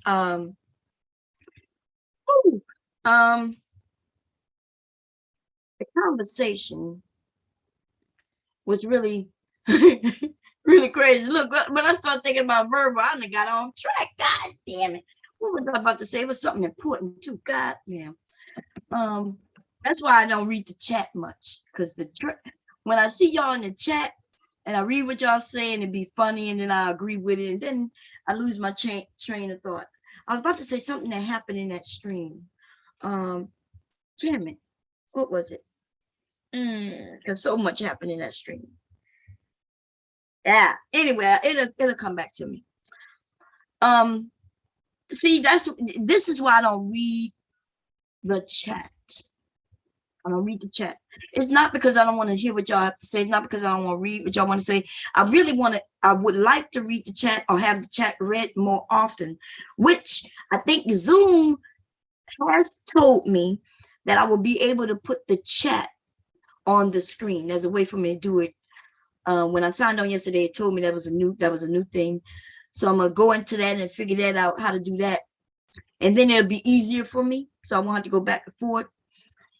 But yeah, I lose my train of thought real easy because my mind is always racing, which y'all probably can tell based on how I speak, right? Can y'all tell, like, I'll be talking about one thing, and even though it kind of all comes together, because it's about the same thing, it's just different topics, but what I'm talking about has never changed. The whole time, even talking about the jobs, the women, only having 10 jobs amongst us all of that has to do with age versus wisdom, knowing certain things. A person can be 80 years old and not know what I'm sharing. You can be 30 years old and know more than me. You could be 22 years old, like our young lessee, our sister. And just because she's young doesn't mean that she's dumb. It doesn't mean she's stupid. It doesn't mean she don't know anything. The only reason I even refer to her being her youthfulness, not as to say she don't know shit, is to say that, hey, she's younger, her outlook is different. Because her background, even if she was living in the same area I lived in, same city, same state, and went to the same school, because our gap in the generations, we not gonna think the same way. That doesn't mean that she doesn't know what she's talking about. In fact, it means that she knows what she's talking about. And even though we might be talking about the same thing and it's different, it could simply mean that times have changed, because they have. Times have changed. There are some of us, people my age and older, who don't want change. They've grown comfortable in what it is, what it was for them. And so they don't like change. Like my grandmother, when she was like, why y'all listening to that hippity hoppity? My grandmother even didn't understand the Eagles, Cyndi Lauper, even Marvin Gaye was a little too heated for my grandmother.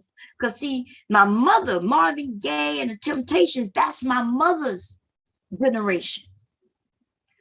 My grandmother's generation is a whole nother generation. My mother told me the same thing that I'm saying to you all now. When she was listening to certain types of music, let's talk about Elvis and things like that. The Rolling Stones, that's my mother's generation.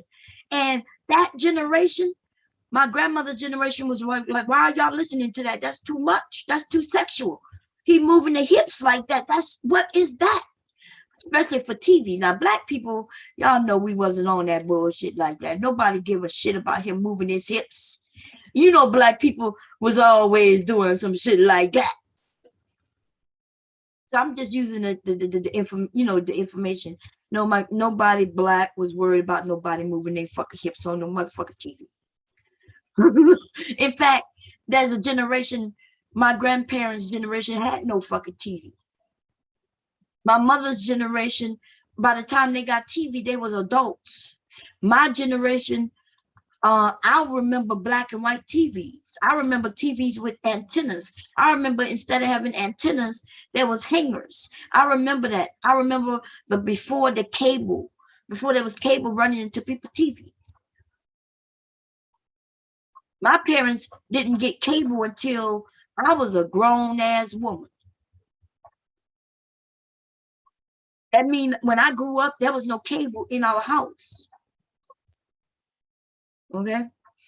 Grandparents' music. There you go. Thank you. Lena Vaughn, Nat King Cole. Thank you. See, I don't even know all of those people. Like, that's why I wasn't able to just give them off. But Mike Green Eyes, thank you. That is my goddamn grandparents' generation. Nat King Cole and things like that. Listen, the difference between a Nat King Cole and the Temptations. There's a difference. Nat King Cole wasn't speaking about love and things the way the Temptations was. Just like the Temptations wasn't singing about love the way Chris Brown is. Right? So us older generation, we complain about the music. I don't. Y'all know I listen to it all. With an understanding, though, that is just music. Y'all notice that even though I listen to the music, I don't talk the way the music speaks. That's for the younger generation. When y'all talk about when I hear Platinum over there talking about you'll fuck on him, I'm like, you'll do what? I'm gonna do what? But in the music, they use that term. I fuck on her, or I let him fuck on me, or I'm like, listen, I listen to it in the music. I don't speak that way though, and nothing's wrong with speaking that way, but I think that's for the younger generation. That's for the younger generation. And if I was to be honest, let me charge this up. Give me a second.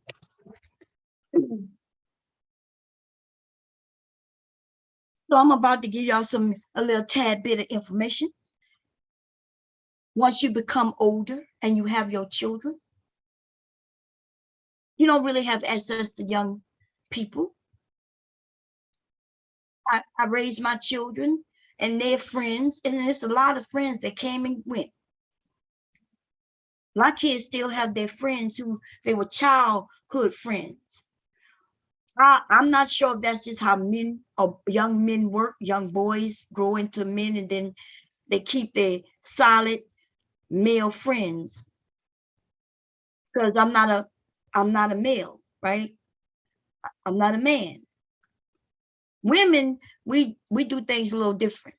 We could lose friends based on all kinds of shit. So, but I watched my sons grow up. Anyway, they grew into young men. The friends who they had, the solid ones. Of course, there were some friends who came and went, but the ones who were solid, the ones who I absolutely helped raise in a sense. And when I say help raise, I mean when them young boys was in my presence, on my street. They may have lived on the next street, but they was on my street. They was in my charge. And it's not that their mother said, hey, can you take charge of them? I just simply took charge of them. Any kid who was in my vicinity that I can see and they were playing, I made sure to watch out for.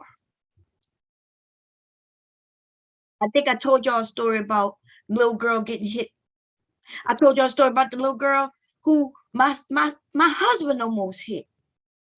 I told you about the time a mother come to my fucking house to ask me, did I yell at her daughter? I was like, yeah. She was in the street. I was in my yard. And I said, get out the street, a car coming. I didn't yell at her like on some yelling, telling her what to do, except a car coming, get out the street. And her mother had the nerve to come. And she didn't even come like, hey, my daughter said, yell at her, what, what's going on? And I would have said, oh yeah, she was in the street. I was in my yard. I mean, what she wanted me to walk over nicely. The car is approaching her. She bent over in the street. I'm not even sure the car could see her. Right? She wanted me to walk ever so calmly. And as I get over, I was supposed to say, hey, baby, you see this car that would have run you over by now if I had done this? You might want to get out. First of all, the little girl shouldn't have been even outside without somebody watching her ass. So no, I wouldn't have yelled at no little kid. But the way the mother come at me, baby, I'm thinking I'm about to fight a bitch over me protecting her fucking kid, yo. Disrespectful ass little bitches. Listen. And I was ready too. Because you're not gonna come at me like that. What I'm supposed to bow down. Oh, I'm sorry. I didn't even listen. I was like, yeah, she was in the street. Where were you? Oh, okay. And then I get a little bit feisty with me. Oh, okay. Well, where were you? She was in the street. She almost got hit. See, I am from a generation where we watched each other's kids. People watch me, yo. And I'm telling you, I'm not even gonna lie. Like, if I were to be honest, if we all were to be honest, think about you when you was 10, 11, 12 years old. When you was out of your parents' sight. Taught you, baby. Because I know me. When I was that age, I didn't think about nothing except what was in front of me at the time. Like, literally couldn't even see consequences. Some things I told y'all that happened to me that we didn't even see coming. Anybody of a certain age would have saw that shit, what was going on. This older dude put two girls in a fucking vehicle to ask us where we going because my cousin knew him. We got in the car with this dude. As we get in, because we telling him we just going around the corner to the store. And when I say around the corner, y'all, I'm legit talking about probably 30 steps that way, turn the corner, and then maybe 8 houses from the corner. I'm not talking about around the corner, way up many blocks. I'm talking about Mr. Joe's store was right around the motherfucking corner. Okay. And the man who car we got in, this is why we got in his car. His house or his mother's house was right next door to Mr. Joe's store. I'm not even lying. His house was right next door. So when we say, oh, we're going to the store, we're going to Mr. Joe. Oh, y'all want to ride? And I look at my cousin little couple of years older than me. She the one, I'm at her house. This is not even at my house. This is not even my neighborhood. It's my cousin's house, my cousin's neighborhood, right? So she the one who know these guys. And she was friends with his sister. I knew them all. I know his brothers, his sisters. They had a large family. They lived in a large house right next door to Mr. Joe. So I say that to say that this was not a stranger. It's not a stranger. Knowing him for years. But do we really know people? You don't really know people, baby. You don't really know people.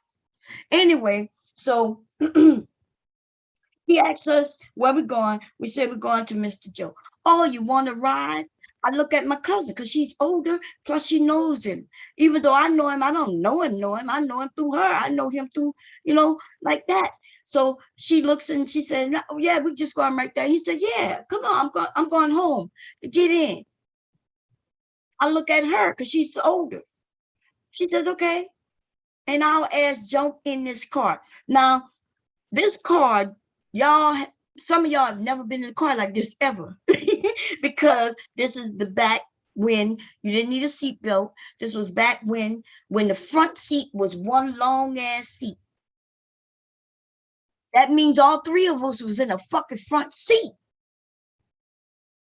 Some of y'all know what I'm talking about. Remember when the seats was one long ass seat? You could put 3 and sometimes 4 motherfuckers in the front, yo. Yeah, so y'all remember that? Who in this motherfucker remember when you could have 4 motherfuckers sitting in the motherfucking front seat?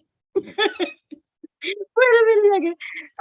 That was a time, baby. That was a time where you could sit in the front seat. Everybody. Okay. So it's me. Wait, first it's him. My cousin jumped in first, right? She's young. I follow her. She gets in the middle in the front, and I get on side of her in the front. So I'm on the door side. We get in the goddamn car, and our dudes start going. Now, this is the thing. We were young, and we were stupid as fuck. Because I look at it now, and I remember everything. I remember everything. He wasn't even driving in the direction of Mr. Joe Stowe. He wasn't even driving in the direction of him going home. He was absolutely driving in a whole different motherfucker direction. I see that now, but I didn't see that then. He said, oh, I'm going home. So we know where his home is. His home right outside Mr. Joe. We didn't need no ride. That shit was just right there. We would have been there in like 3 minutes. That's us walking slow. Okay. We need no ride, but he convinced us to get in his car with his ass. Now, when I say I was young, yo, I'm talking about, I'm thinking I'm 9, and I'm thinking she's like 11. And did y'all hear when I say he was driving? And when I say he was driving, yo, I'm not even talking about he was 16 driving. I'm talking about this motherfucker should have been college driving. I'm 9, she's 11. This nigga is about 18, 19, 20 years motherfucking old. And he just picked up 2 girls. And the reason we got in is because we thought we knew this nigga. And we thought we knew what we were doing. Because he wasn't a stranger. And then this nigga proceeds to drive. Now, we young, but we not dumb, completely dumb. He's not going the direction in which he live in. He's not going in the direction of the store. So he's driving. He's like 4, 5 blocks away, and we see him going the wrong direction, pure, like the wrong motherfucking direction. So it's like, wait a minute, where you going? He said, oh, I'm gonna take you to the store. I have to go somewhere first, and then I'm gonna take you right there. And we're like, whoa, wait a minute, we were going to the store. What, oh, where you going? Oh, I'm just going to a different store. We good, I'm gonna take it right there. So we like, okay. But then I look at her, she look at me, and I'm like, wait a minute, we don't want to get in trouble. Because see, the direction he's going, I recognize, right? I'm like, this shit is getting farther and farther and farther. In a car, it only took but a minute, 2 minutes to be that far. But we was thinking, well, wait, we supposed to be going to the store. We don't want to get in trouble. You know what this dude, we say, so what store you going to? I swear before Jesus Christ, this nigga says, oh, I have to make a run to Baton Rouge. Baton Rouge? Let me share my screen and I'm gonna show y'all something. Let me see something. Let me get to the Zoom. Let's get to the Zoom. Let me share screen. But I gotta be very careful about sharing screens, man.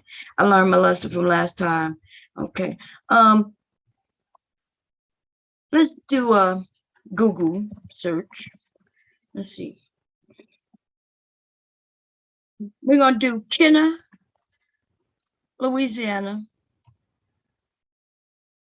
to Baton Rouge.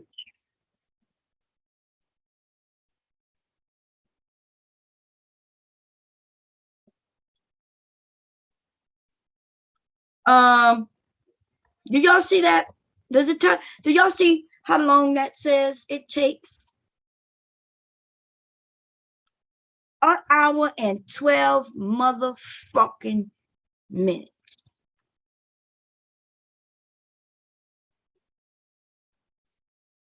Now, see, I was young and I didn't even know what Baton Rouge was, but what I did know was this. I knew that it was in Louisiana, right? I knew that it was far because I had been there with my parents before. And I knew the most important thing I knew is that it wasn't close. You know what I mean? There wasn't much I knew about it, but I knew that the main thing is that it wasn't close. And my cousin that's probably all she knew too. We wasn't even in high school, barely middle school. Hadn't kissed no boys, touched no boys, hadn't even thought about boys. I was over there listening to songs like there's a jealous girl in our town. Oh, baby. And wanting a boyfriend, but not understanding what a boyfriend meant. I only knew that I wanted, to be Mr. Telephone. There's something wrong with my life. I wanted that type of shit. And as a matter of fact, I think, and if I'm correct, I don't even think those songs was out yet. I think those songs came out, I was a little older, just a tad bit older. It was more something about the Dutch bus and kind of thing like that. It was real kids around that age. And when I thought about boys, I truly thought about boys like holding hands. And that comes from them giving us baby dolls when we're young, and we wanted one day we're gonna have husbands, and my dolls, I used to have them kissing each other. I was still playing with fucking dolls. And this nigga who sound just like you niggas online talking about younger the better. The younger the better. I want her titties to be sitting where they sitting high. Yeah. I want them to be young because they're young. They're more valuable when they're young. Oh, so I bet you some fuck nigga gonna say, well, he was only 19. That's not that old. Well, I tell you this, he was old enough to know that we didn't know where Baton Rouge was. He was old enough to know that we were too stupid to get in that fucking car with him. He was old enough to know that if he had really taken us, he was gonna have to get rid of us. Because I need anybody to come up here and tell me and by the way, we had to escape this nigga's car. And I'm about to let me tell you how that happened first before I get into it. This is a motherfucking hour and 12-minute drive. This is 70 motherfucking miles away. What the fuck y'all think this man was going to do if we hadn't escaped? And when I say escape, I'm talking about literally. Let me tell you how that happened. So back then, in these older cars,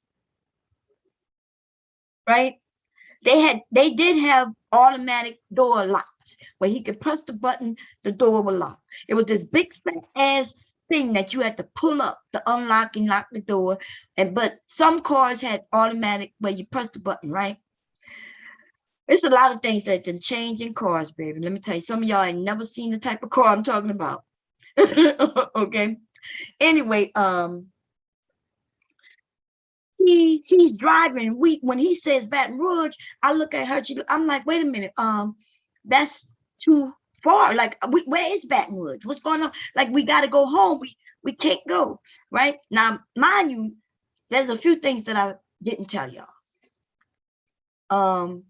Because it's to me, I didn't think it was important in the story, but now it really is important in the story. See, before he asked us where we were going, he did ask where our moms were. Where your mom? Well, Lisa. Lisa is my older cousin, which is my cousin who I was with, her older sister. And even she was only like 13. She was 13, my cousin 11. Here I am around 9. 13, 11, 9. Our aunt, my aunt, their mother was a nurse at Charity Hospital, and everybody knew she was a nurse at Charity Hospital. And that's why everybody in the neighborhood would watch out for us. Mr. Joe was the store. Mr. Joe owned the house that my aunt was renting. And we would be able to go to Mr. Joe's store to get some food if we needed. If we needed some eggs, if we needed some milk, if we needed something, we was able to go to Mr. Joe and get it without having cash. And Mr. Joe would write it in his book. And Mr. Joe would add it to my aunt's rent. This was like a family. This is a neighborhood store. Everybody watched each other. Every house in between Mr. Joe's store and my aunt's house, we all knew these people. And everybody watched out for everybody. So it wasn't a danger. No strangers would have been able to take us without being noticed. But you notice that the nigga who was trying to take us was not a stranger. When he approached us, he asked us where our mom was, where the mom was, right? Which is my aunt. When he approached us, he asked where Lisa was, the oldest of us, 13. She in the house sleep. Where y'all going? We're going to Mr. Joe. Oh, you want to ride? We good. Oh, come on. I'm going right there. I'm just going home. Come on, get in. Now our ass is getting a motherfucking car. He's going the wrong direction. We ask him, wait, where you going? Oh, I got to make a stop first. Not going to take long. Oh, okay. He started going farther and farther. He's not getting on the highway, which even, like if he would have went and turned to get on the highway, I would have felt a little more safer, but I noticed he stayed on the back road, and that's what concerned me. Because see, if he said he got to make a stop, I'm assuming he's going to get on the highway. There was a swagman not that far. There was this and that. There was a lot of things around where it would have made sense to us.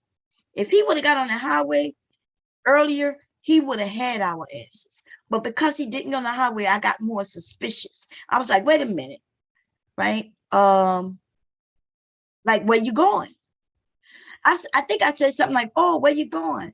Because I have an aunt live this way. And he was like, oh, I got to stop. Oh, where you going? Baton Rouge. Oh, like if he would have said, oh, I'm just going up to Metairie, he would have had us. If he would have said, I'm going to New Orleans, we would have known to get out. This nigga even went to say Baton Rouge. And that's not even the end of it. We're like, whoa, we can't go to Baton Rouge. We need you to stop. Oh, it's too late. Come on, we going. We're not gonna be long. What you mean it's too late? Well, we gotta go. Boom, he locks the door. Cause see, listen, we were scared. We were mostly scared. And think about it. I wasn't really scared of him. In our minds, we so young. It wasn't that we were scared of him. We were scared of getting our ass whipped. Because we're not supposed to go out of the neighborhood. Like, you know what I mean? We still so young. I'm still not thinking that he's the danger. See, I didn't think about that till I'm much older. We was thinking, no, we're gonna get out, we're gonna get a spanking. Wait, we're not supposed to leave the neighborhood. We're not, oh no, we're gonna get out. Oh no, we're gonna be in trouble. That's what we were saying. And that's what we felt. Never in 100 million years at that point in my life, through being so young, did I ever think of anything other than the belt smacking me across my goddamn ass. And see, this is the thing. If any neighbor would have spanked us, let's say a neighbor spanked me for doing something bad, I'm getting a spanking from the neighbor. Embarrassing enough, because it's not even somebody I live with, nobody I love, and nobody who really love me, right? But they gonna spank me, and they can. Then he or she gonna call my parent, which would have been my aunt at the time, right? Because that's who I was staying with, my aunt. My aunt, then when she gets home, she gonna spank us. Oh, this Miss Sue, why Miss Sue had to whip y'all ass? What? Oh my God, you embarrassed me. Miss Sue had to whip your ass. Go get the belt. I know that now I'm about to whip your ass. That's right. You're not gonna be embarrassing me around this community. What did you do? Miss Sue called and told me she had to whip your ass. Go get the belt. Now we about to get our ass beat by my aunt. Oh, but see, that's not even done for me. Because my aunt is gonna call my mom. My aunt is gonna call my mom and tell my mom that Miss Sue had to whip my ass. And so since she had to whip my ass, and when I get home to my parents, my mom and my dad, one of them is gonna whip my ass. I'm about to get it 3 times. My cousin gonna get it twice. I'm gonna get it 3 times though. And when my mom whipped me, she not even gonna mention Miss Sue whipping my ass. She gonna whip my ass because my aunt had to whip my ass. My mom gonna be like, "What's up? What happened?" Mom, like, oh no, I don't want to hear nothing. Go get the belt. But mom, no, you did wrong. I don't know what you did wrong, but your aunt said you did wrong. And then I just had to go get the belt. Don't say shit. Don't say shit. If I start talking, the ass whipping gonna be a little more forceful. Because then you ever get a whipping and every word they say comes with a backlash, with a lash. Like, what the fuck? What? Why did you do that? Oh, you not what you jumping for? Don't put your hands in front of me when I'm whipping you. No. Your ass, you better behave. Man, I've had all types of whippings. Okay. I've had all kinds of motherfucking whippings. And when you get older, as you get smarter, you start realizing that, hey, there's different type of whippings, right? That's when you know you have a brain. You start, and life is the same way. You learn through even falling. Even if you fall, if you fail at something, there's a learning process in that. There's something you learn from that. You might learn that, hey, I fail. You learn not to do that shit again. Do it a little differently. When you're on the ground because you fail, you learn how to get back up. How long it take you to get back up? Can you get back up? What's the best way of getting back up? It's all kinds of lessons and all kinds of shit. But you got to start thinking. Things not going to be handed to you like hood conservative want. He want a booklet. He want life booklet to be handed down from generation to generation. I don't know. And he want in the books to be these rules. And in these rules, If you follow the rules, everything gonna be good. And I'm saying, dude, it's not like that. Because I may give you my book and tell you exactly how I was able to get the husband and how I was able to keep the husband and all that shit. But you might not be able to do it the way I did it. You might not even want to do it the way I did it.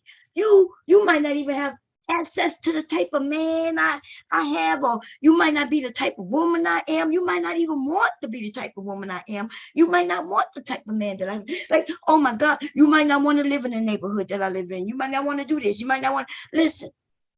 So there is no handbook, but I try to give the best information that I could tell you, and that is put in the work, assess the situation. You might fall, but get your ass up and take a different route. Do it a little different until you succeed. You may fall again, but get your ass up again. You may trip.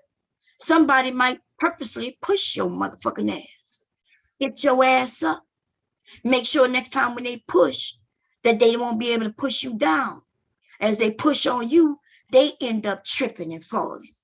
Maybe you might have to go and clip their ass, right? Because you might not be able to get past them because they keep pushing your ass down. You might have to do some slick shit and catch them off guard and clip their ass. Listen, life is like this. It's all kinds of shit to this. And if you make life a game, like I've been saying, when I tell people life is a game, people tell, oh, I don't think so. Nah, no. I thought life is not a game. Those usually are the people who not having fun.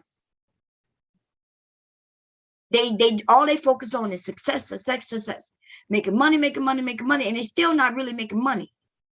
Because success doesn't always equal money, and money doesn't always equal success. And sometimes it's not about money with your life. You'll realize that when you have some money, you'll realize that even though I got this money, this lump sum of money, nothing really changed. Maybe because it wasn't enough money. Maybe it need to be millions of dollars. I'm not sure. But this is the thing. I tell people life is a game, life is a game. Life is a motherfucking game. It's a conquest. If you treat it like it's a game and have fun at it, then you won't ever regret anything.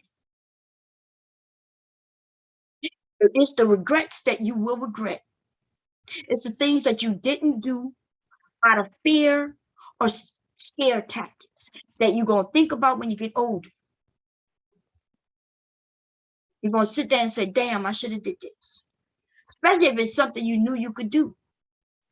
If you knew you could do it, or if you had the skill to do it, and you just was too scared to, because you were scared to fail. Listen, I got some things like that. Some things that I didn't try out of fear.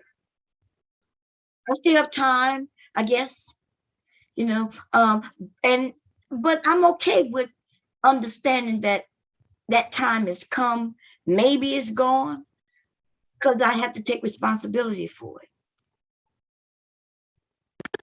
And so I can share it with you all so you won't hopefully be scared of some shit because you're scared to fall. Okay, this internet shit and everything that I was doing was brand new. So the internet, everything is shifted. Now, if I had done what I said I was going to do, I would be very successful at it. But out of fear of thinking, I don't know, you know, everything has changed. I see now that it would have been positive. At the time, I wasn't so sure, you know what I mean? And I couldn't afford not to leave my job because I had young kids. It was a lot in my decision, but the main one was fear of failure. Okay, but anyway, let's get back to this dude. So he's driving farther and farther and farther away. We say, no, we can't go. We can't go. We're gonna get in trouble. We're gonna get in trouble. He locks the door and said, well, I'm not gonna be long. Come on, y'all can take that ride right there with me.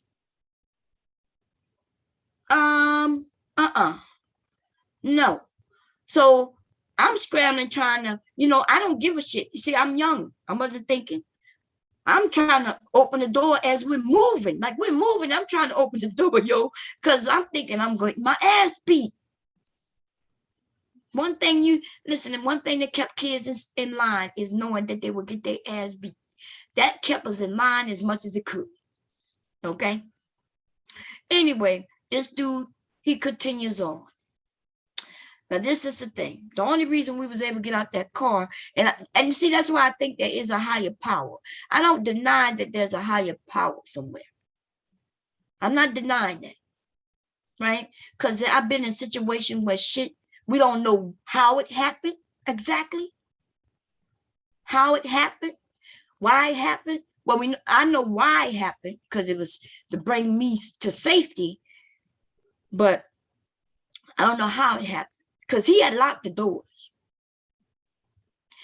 And then what happened was, it could have been him accidentally hitting the button again, right?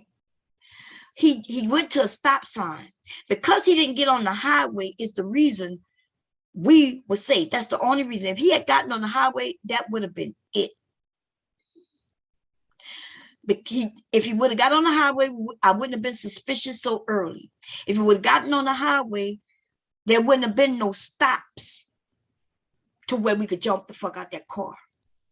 Because he stayed on that street, which is right against the tracks, going from Kenner, going from Metairie to Kenner, there is, we was on Airline side, riding against the tracks, and he kept going that way.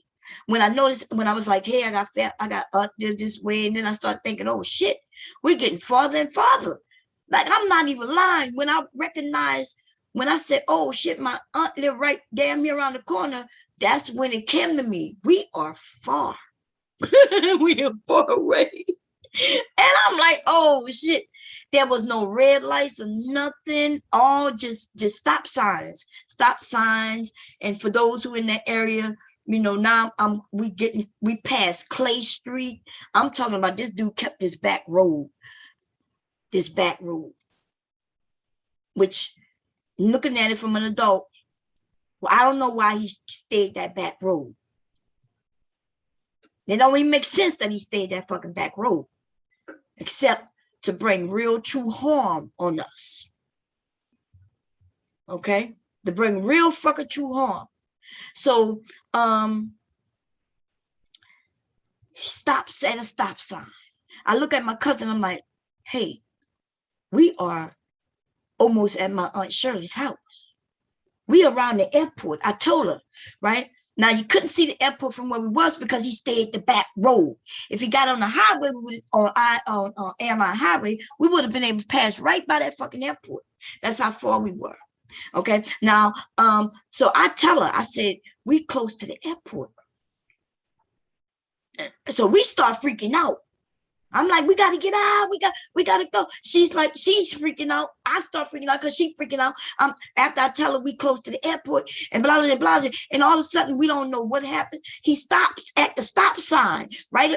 I know exactly what he stopped. I'll never forget this shit. Yo, this shit is engraved in my brain like it happened yesterday. He stops. He goes across these two tracks. I know exactly where he is. He stopped at the stop sign and boom, the motherfucking door just opened. Now, this is what I'm saying. There's a higher power. He locked the doors. Remember, I told you that. And so we couldn't get out. Even when we was moving, I was trying to open the door and I couldn't get out. But when he stopped at that stop sign, the door fell the fuck open. Nobody pushed on it. Nobody did the latch. Even if he had unlocked it accidentally or even intentionally, the door shouldn't have flew open like it did. Somebody up above, or some imaginary motherfucker, I don't know, opened that motherfucking door at that stop sign, and we jumped the motherfucker up out that car. I knew what area we was in, and because I was young, I had, mentally you think you're not that far from your aunt, but that walk was that was a walk, but we was close to the airport, just not as close as mentally I thought, but I was young. Perception is different, because when you're driving a car, it is close. But when you're walking, it wasn't that motherfucker close walking. Anyway, long story short, because I do make my stories kind of long sometimes. we're out of the car. This nigga doesn't say, oh, okay, well, let me take you back home. This nigga says, fuck you then, and leave.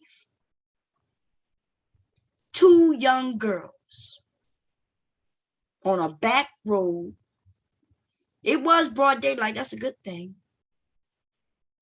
And our ass is lost. We on a back road. I'm younger than my cousin, but at least I know, hey, if we walk this way, we're gonna hit Airline Highway. The airport should be right there. So we walk. We trying to figure out how the fuck we gonna get back home. We ain't got no money to get on no motherfucking bus, but at least I know there's a bus that leaves the airport. That's what I tell her. I said, we didn't know where no bus stops were. Like, you know, we didn't know that. All I knew is that, hey, I know buses go to the airport. The truth of the matter is, though, if we would have been older, we didn't have to walk to the airport. We could have stood in certain areas and a bus would have came by eventually. But we walked to the airport. Walk up the hill and everything, get up there, and then we start crying to one of the bus drivers, right? Because we know how to read the bus. We know how to catch a bus. You know, you from New Orleans area and shit like that. You had to catch buses to get to school. So my cousin knew how to catch a bus. Of course, I know how to catch a bus, right? We knew we had no money. We read, it says the bus is going from the airport to New Orleans. That's the bus we need to get on. We need to go towards New Orleans on Airline Highway. It said Airline Highway. So we knew that was the bus we need to get on. We just didn't know how we were going to get on and we ain't got no money. So we, young as fuck, we get on the bus. There's a black man behind him. You know, he's driving the bus and we cry, oh, we ain't got no money. We got to get back. We're going to get in trouble. Oh, we don't know what we're going to do. And he tells us to get on the bus. We sit in the front, we freaking out. He let us off where we get off. We was like, we get off right here. He was like, right here. We say, yeah. And we say, thank you. And walk our asses back and act like that shit didn't happen. Why do you think we act like that didn't happen? Do you think we act like that didn't happen because we was trying to protect him? Or do you think we act like that didn't happen because we were trying to protect us? Because in this whole story, the whole time, two little girls, we thought we were the ones who did something wrong. You see? We thought we did something wrong. What was the thing that we did wrong? We ended up outside of the neighborhood. Because that's the only thing that we knew we did. It was us. It wasn't him. Because we should have known, like our thinking didn't make sense because we're young. Now let's think about this for a moment. This grown-ass man had two little girls in his vehicle. He kind of convinced us to get in. I know some of these niggas gonna say some shit like, oh, well, it's your fault. You made the decision to get in the car. And even when I tell you that he knew what he was doing, he knew that, you know what I mean? Like, he made some suggestions and he went the opposite way. He was the adult in this situation. We were fucking kids. We were kids. A motherfucker, what he did is essentially offer two little girls a lollipop. Come and get the lollipop. And as we got closer to the vehicle, he closed the doors on us, lock us in, and go. And some of you niggas will be like, it's your fault. You shouldn't have wanted that lollipop. It's your fault. You shouldn't have wanted that ride. Well, I already explained. First, we thought we knew him. Two, we had no idea that someone we knew, would be the stranger danger. Just like you might not know that it might be your uncle, your grandfather, your own daddy, or your aunt. uncle, right? Your auntie, what else? Says y'all like me to name women. Your aunt, your sister, I guess. Your mother. We can go as far as mother. I guess there've been some of them ratchet ass bitches who harmed and sexually assaulted and did things to their children too.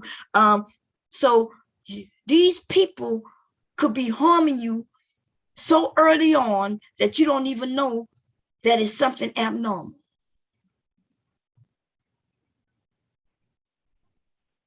People who love you and even those that surrounding you who are openly protecting you as best as they could had no idea that the danger lives right with them. We was always looking for the people who coming into the neighborhood from outside the neighborhood to come and harm our kids. But what if the danger is right in your fucking neighborhood? What if the danger is in your motherfucking house? What if you yourself are the motherfucking danger?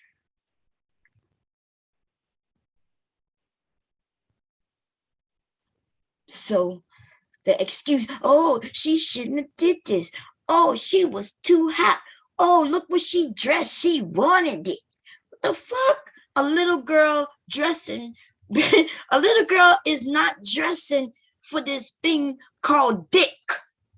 She might be dressing so she could be popular. She might be dressing, yes, for the attention, because that's the world we live in. You men buy shoes so you could be popular. You buy your motherfucking shoes so your friends can be like, those are nice. Where you get those from? You men buy those fitted caps that match your shoes so you could get attention. You niggas like to try to blame a woman for everything. But what pisses me off is not when you blame the woman, it's when you blame the girls. Because nobody's sitting around blaming boys for nothing. Not little boys. We might be blaming men we might be blaming boys and men bodies. They might be getting some blame. But we're not out here beating up on the little boys. Now you say that, well, you're not educating them. That's the kind of shit y'all claiming. Okay, I'm not even denying that. I don't know the particulars. I didn't do the research. Yeah, I'm gonna give that to you because see, y'all arguing about women who not women, want men who are old ass fucking men wanting to deal with real girls. Because see, they not women, they're girls. And then when the little girl get pregnant, then you have some young women who now have children. Y'all now make it seem like she ain't worth shit because nobody want a woman who has children. She was young when she had the child. In most cases, the guy was older. Why he didn't marry her? Because you know why he didn't marry her? Because he didn't run across my daddy. Because let me tell you something. No matter how old I was, up until me actually leaving my dad's house, if I had gotten pregnant by any dude and said, I'm going to keep that baby, my mother and dad would have supported me on that. But see, my dad, he would have took a visit to the dude and put a gun straight to his motherfucking dome. I'm not even lying about that. My dad wasn't to play with. He wasn't even the type to smile at your ass. He always reserved the ability that if he need to shoot you, he was going to be okay with it. So he didn't even get close to you. It took my husband years before my dad would even sit down with him on some, okay, welcome to manhood, welcome to the family. Because my dad always reserved the right to shoot and murder my motherfucking husband if he did something that was sideways to his daughter. Not until there was years and years of him proving that he could take care of me and make sure that I wasn't harmed did my dad ever sit down and even speak to my fucking husband. I'm not even lying. I'm not lying. He let him marry me. He did all that. Yes. With no smiles, with no hugs, none of that. He was like, He looked at him, he nodded, he gave the approval to marry me, and he stood back like he was still protecting me. He would look at him and glance at him while he was standing behind me like, yeah, this mine. Even though this, I'm giving, you getting her hand in marriage, I just want you to know I got this 22 right on the side of me. So I had that. I encourage men to do that shit. You do that shit early enough so the woman understands that she do have protection. Because you niggas online talking about you ain't gonna protect nobody. Nigga, you can't protect your motherfucker self. You can't protect yourself. That's why you screaming you ain't protecting nobody. Oh, I'm not I listen to niggas, and I'm not gonna mention no names, not in this stream, but it's gonna come out. I listen to some of y'all have excuses. Well, well, I wouldn't like I don't want to mention no names. It almost slipped out. Listen, but they gonna know I'm talking about it because they gonna remember how this conversation went. The conversation was, why should I put myself at risk? I got to make it home to my family. Remember that conversation, everybody? Y'all remember how that went? How they were shocked when I said, well, aren't you married? Yeah, I got to get back to my wife. Don't you have a daughter? Yeah, I got to get back to him. Why would I get involved with this when I got to get back to him? I said, well, while you at work, who's surrounding your daughter? Who's surrounding your wife? Oh, I take care of them. I said, when you at work, when you're not in the presence of your motherfucking daughter, when you're not in the presence of your wife, when you're not in the presence of your sister and your mother, who is there? Oh, I don't know. That's right, you don't know. And if somebody were to attack them, wouldn't you want somebody who in the area to stand up for them? That's when these niggas change their thought process. Now, see, this is the thing. I'm okay with once you learn something, you change in your mind. Right? That's what I'm having the conversation about. I understand you didn't see it from that point of view, and now you do. Nothing wrong with that. This is where I find issues with y'all, some of you. That you still keep that one-track mind over and over and over again. When you're sitting amongst men, you keep that one-track mind. When you sit amongst me and I question and we get to the bottom and I give you a different point of view and I start explaining and I got to go in detail how I was almost raped, how I was touched, how I was this, how I was that, when it was not my fault ever. When I go into all that, I got to go into my fucking pocket and show out my pussy and show you that I didn't want it touched when it got touched. I got to do all that just for you as a grown-ass man with a motherfucking mother, with a motherfucking daughter, with a motherfucking wife. Why is it that I got to show you my pussy for you to understand that they got pussies and other motherfuckers might think like you?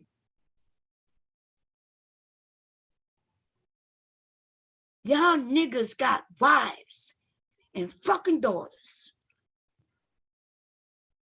You shouldn't have no dogs. You shouldn't have a female dog. Y'all niggas got wives and fucking daughters. You not worth shit.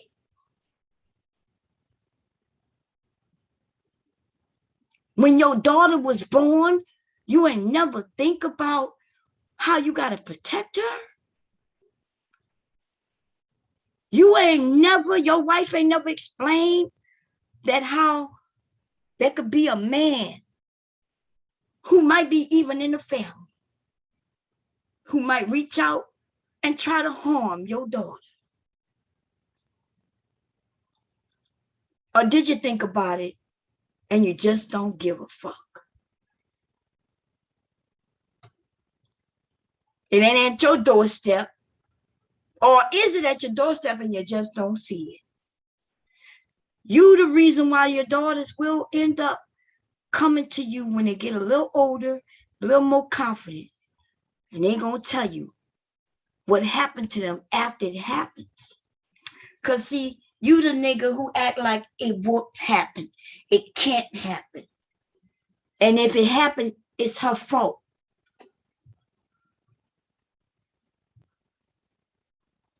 Because see, it can happen. And anybody can do it. Male, female, your brother and your motherfucking sister.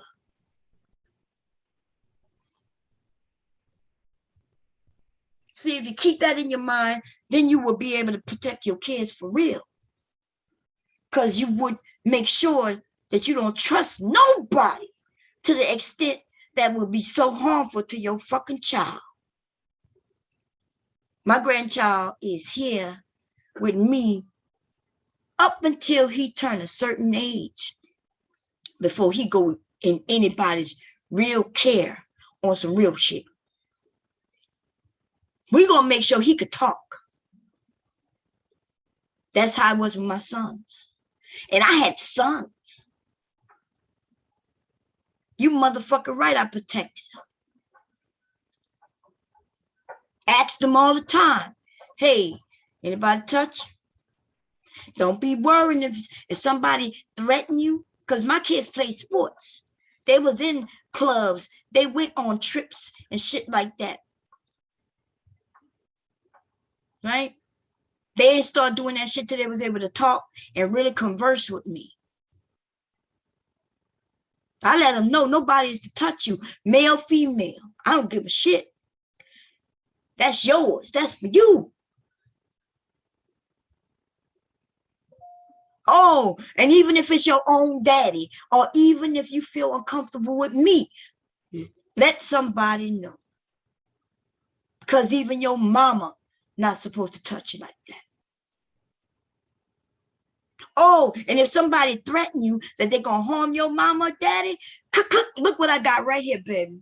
Your mama ain't scared of nobody, baby. Your mama ain't scared of nobody. Here you go. This is called a 22. That is called a shotgun. See this right here? This is a Glock.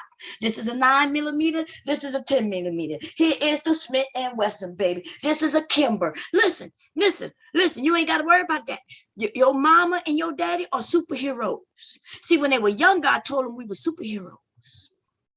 We superheroes. So you can't even gonna be able to keep a secret. So your wives to just let us know, okay? Yeah, it's okay. We got super hearing and super strength. Nobody gonna be able to outbeat us. I told my kids all kinds of shit when they were growing up to let them know that they're gonna be protected by their fucking mother, most definitely. See, I can only assure them what I'm gonna do. I can't assure them on other motherfucking people. Because you never know. You never know. Anyway, let me come and look at the chat, because when I get heated on this sexual thing and y'all be, they talk about sexual stuff. They need to do this. They need to do that. Yeah. Well, I'm afraid to inform you. I'm really afraid to inform you that I've been sexually assaulted several times. And if I were to start naming through the family members or this or that, yeah. Y'all, I don't know. It'll be uncomfortable. It'll be uncomfortable for me. It'll be uncomfortable for the people if they heard me mention it. I could tell you that some of it was childhood things, right? Where we children, and it's just, and the playing of the house, right? Okay, I can excuse the playing of the house. That's why I said when children are children and they learning with each other, then there should be no punishment. There could be conversations, and so people could draw what they call lines and say, look, hey, if you do this, that's too far. And you don't do that, you don't do this, you don't do that. But we're humans, and unless a parent is actually going to start teaching, like break out the dolls or whatever you got to bring out and start pointing to certain things and explaining what they're there for, short of that, kids are going to come together and they're going to learn. This is what it is. Now, let me tell you what's bad.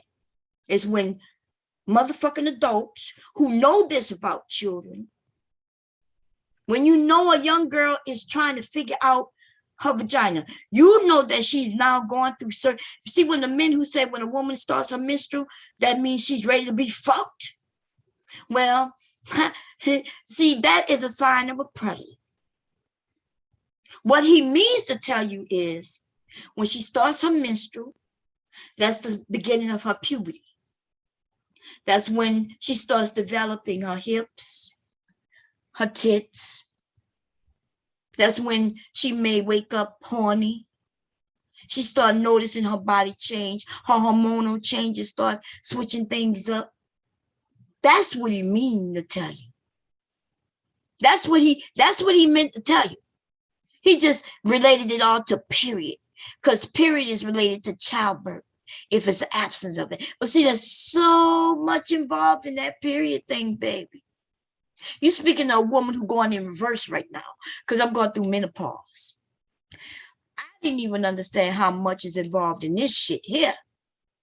I started thinking back, like, damn, I remember getting my period and I got it early, but I didn't know it was associated to my skin. It was associated to my hair. It was associated to my hips, my butt, my tits. Like, you know what I'm saying? But now that I'm going in reverse, I see things changing. I'm like, damn, that's the lack of some of these hormones. You know, when somebody accuses me of having a dry pussy, you see, they know when the onset of puberty or her menses, right? Her vagina is learning how to adapt and you know, moisten when it should and things like that. And now I guess she was saying that my shit is dry because it no longer I'm no longer getting that, you know. Man, this I don't want to talk about the vagina like that, but I'm saying y'all heard that a woman is needing assistance when she's older. And that's just with, it has nothing to do with the way y'all make it seem like they make it seem like, oh, she can no longer do this and do that no more. No, it just means that it might not get as wet. But I assure you this, it may not get wet just naturally anymore. You know, like when you're young and you could just get mentally stimulated and everything just get wet again. Like, you know, you looking at him like, damn. Women, we get turned on just like you men. We just can see you get turned on because you physically start standing up. We women, we physically just get wet, right? Well, at this point in my life, it don't get wet like that. But there's other ways to get it wet, honey. And hubby don't have no problem doing it. You know what I'm saying? It's shocking what saliva does. It's shocking with a tongue. The tip of a tongue will do, baby. I'm sorry to inform you. But anyway, that's another conversation for another day. I just want you to know. So when these men talk about, so don't let these men confuse you, because I listen to them. They're very convincing on because she got a period and now she can have a baby. That means she's God saying that she's sexually ready for sex. Nah, this is the audition. When she started menses, that's her body preparing for a lot of things. And why does it start so early? It starts so early because things are developing, different things. Ovaries are becoming right. The shape of her vagina, the shape of the conditioning of the womb and things like that is preparing for age to fall and how it's absorbed and this, that, and the third. It's a lot to it. Just because she started her period doesn't mean that it's fitted for a dick. You sick ass motherfucker. And when I pointed out how old I was, or should I say how young I was when I started my period, it should have smacked a lot of you in your motherfucking face. I don't care how old she is. If she started her period, then she is ready for a dick. And I stand on that. And I'm like, well, I was 9. I was 9. Hello? I was 9. My mother was 9. Many young girls are 9, between the ages of 9 and 11. We got some women who just start real late. But for the most part, yeah, between 9, 11 years old is when young girls start their menses.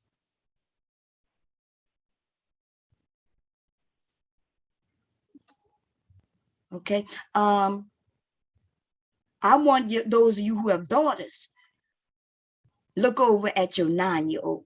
Look over at your 10-year-old.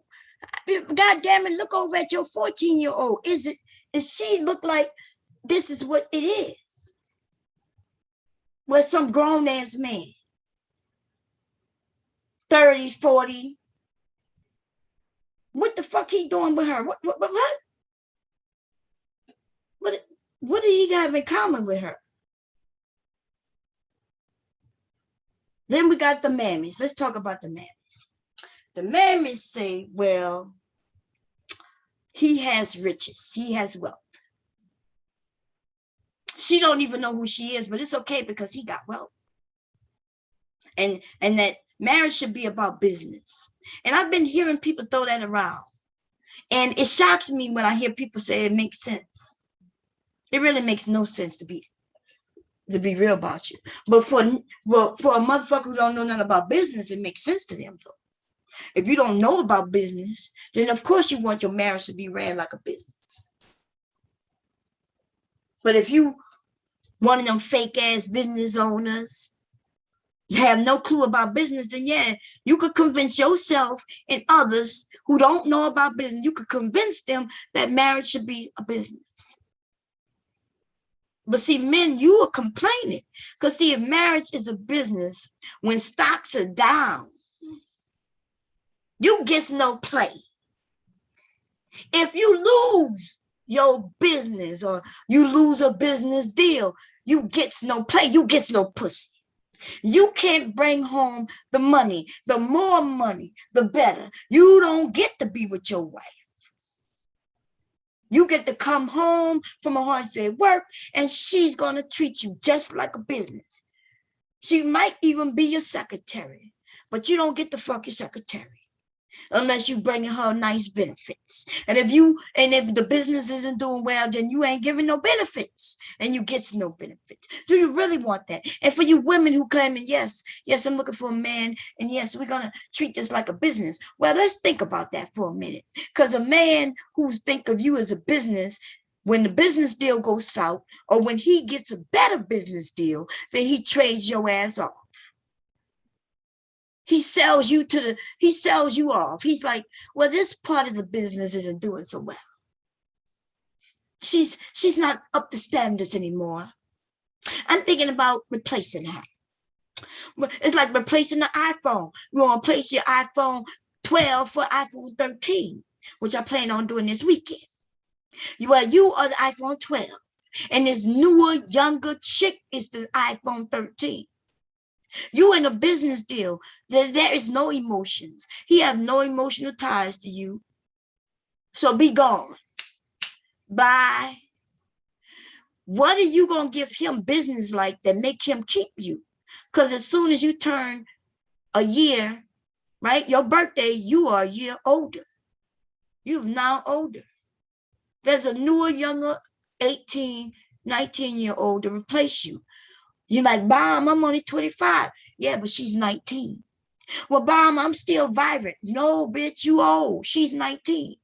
But Bomb, no, he gonna keep me around because why would he keep you around? What did he keep me around for?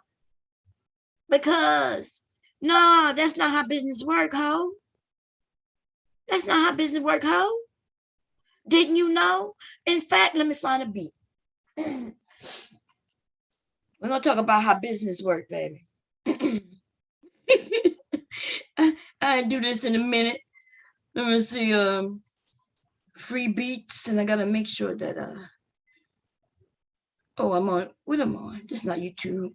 That's music. Let me see. Let me get a free beat. I gotta make sure it's absolutely free. Free instrumentals. Might have to use one of you. This was dropped a week ago. Let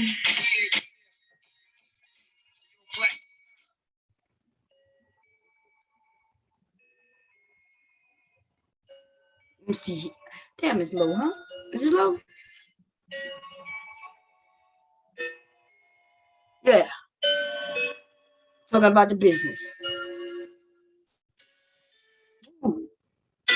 Okay, I recognize this beat. I don't think I can play that, y'all. I recognize that. What the fuck? They still. I reckon. Isn't that dude with He got that weird little voice. I recognize that beat. I can't. I don't think I can play that, y'all.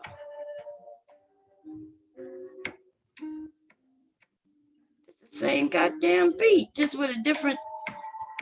They wrong for that.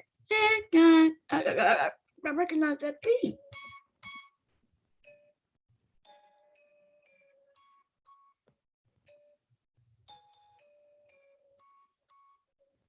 This is to the bed wenches, which they used to call you, and now they calling you mammies, or may identify. May identify. Here we go. Male identify. Shout out to Black Womanspiel. Male identify. What? Male identify. Looking at that nigga while he tries to lie. He don't love you, ho. You about to go. There's a new one and she's about to flow. Male identified, male identified. You is very, very male identified. He's about to lie. You's about to try to get replaced by another. Woo! Male identified. Ho, you about to lie. Yo, is pussy dry? Yes, your pussy dry. Cause she's newer. She's newer, the cluer. You don't have the clue, but we about to do what I do, bitch. May identify, huh? You about to go, he's about to lie. He's about to tell you that you no good. You about to be replaced like you should. May identify, this nigga about to get slick and slide. Yeah, you about to be replaced, ho. You about to go hit the dough, show. May identify. Shout out to Black Womanspiel, go alive. May identify. I ain't want to use her term without giving her credit, yo. These bitches be tripping. Y'all, let me put the link up. I'm like, I didn't even put the bacon in the oven. My grandson probably woke upstairs. I have a doctor's appointment. What time is it?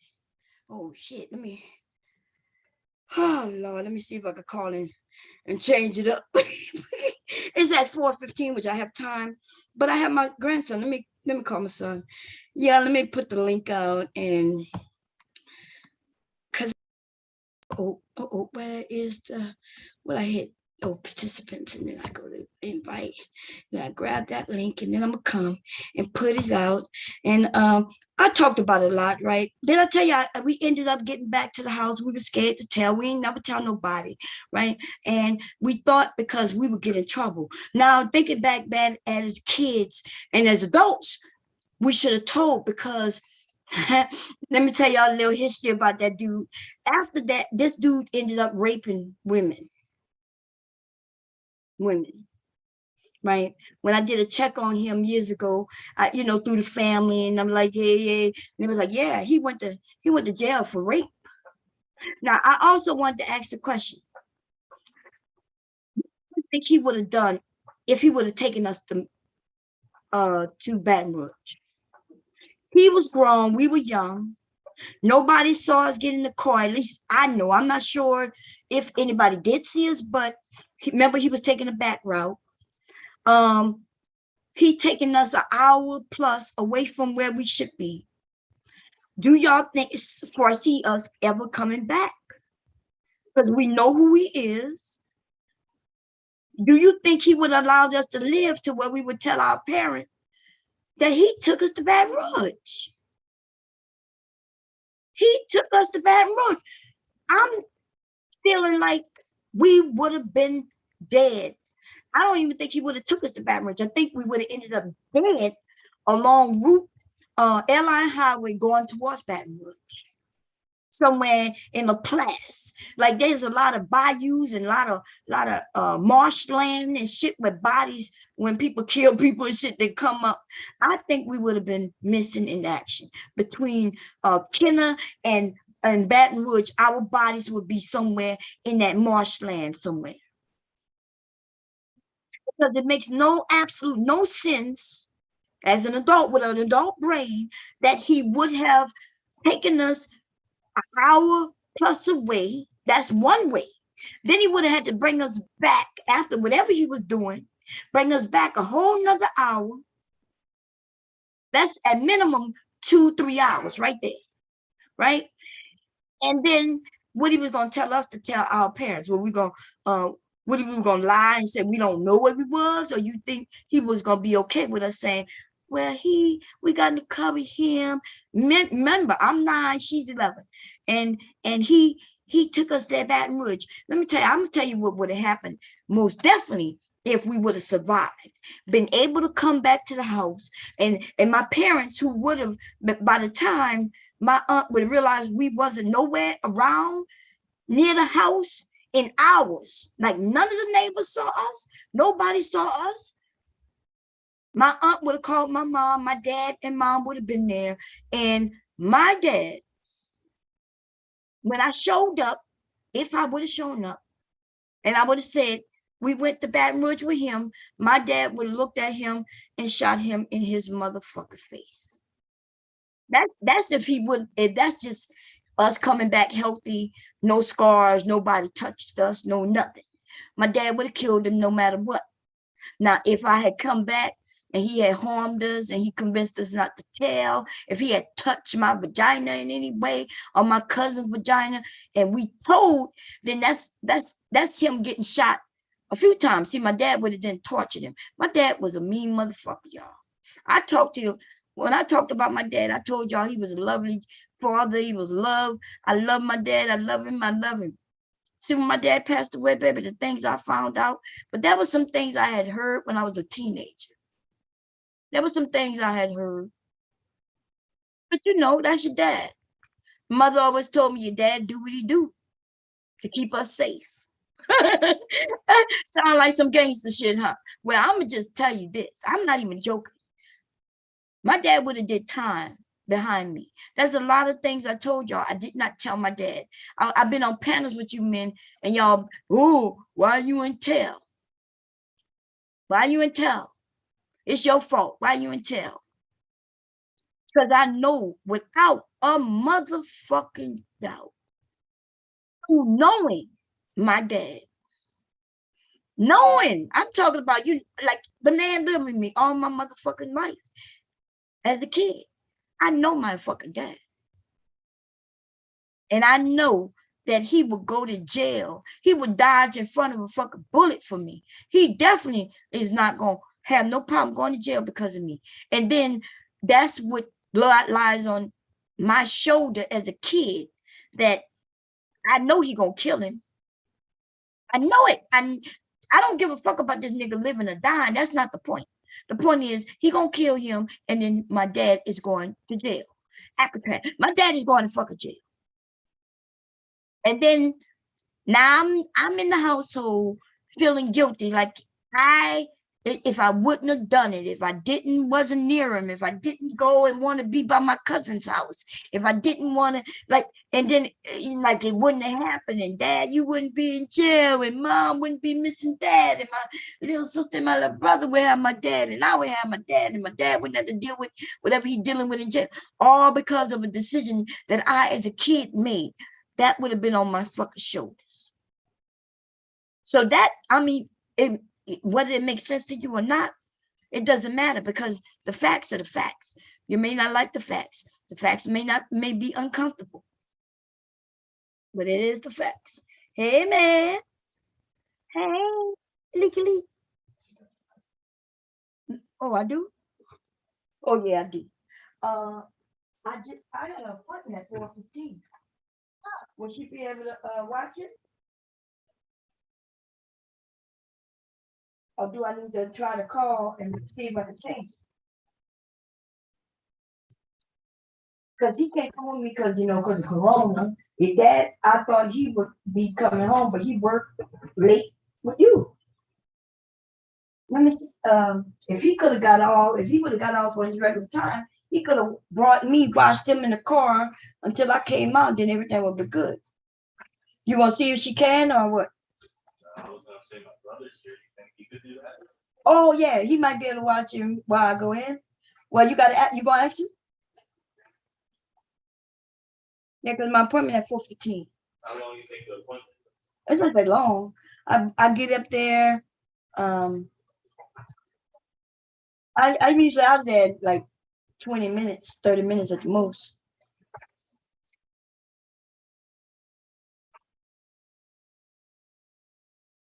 Once we're good in, but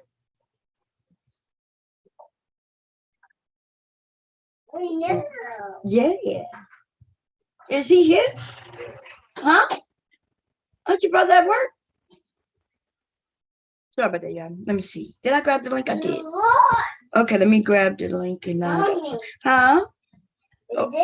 Oh, you talking to your dad? Yeah, your dad in the bathroom. I don't know why he closed you out like that. Hey, S, what's going on, S? Let's see what y'all talking about. I hope mine stay WAP for a long time. You was 9 too? I don't even know, man. Anyway, what I know, like some of you men, you may think that I'm trying to blame the men for this, that, and third. I'm not. Like if you have daughters, if you have family members, you're willing to help protect them, and and you're not one of them ones talking about I'm not trying to protect nobody. Fuck the community, because they don't understand what the community is. Community includes family. Family, like if all your family lived in the same neighborhood, that's community. If y'all live in the same house, that's a community. You know that? Your community may not be far wide, extends outside your household, but you want fruit, man? How long have you been woke? Oh, okay. You changed them already? Okay. You stand out here with mama? You want pineapples or you want oranges? You want orange? Sure. I know you like them though. You stand out here with me? Huh? Cool, huh? Cool.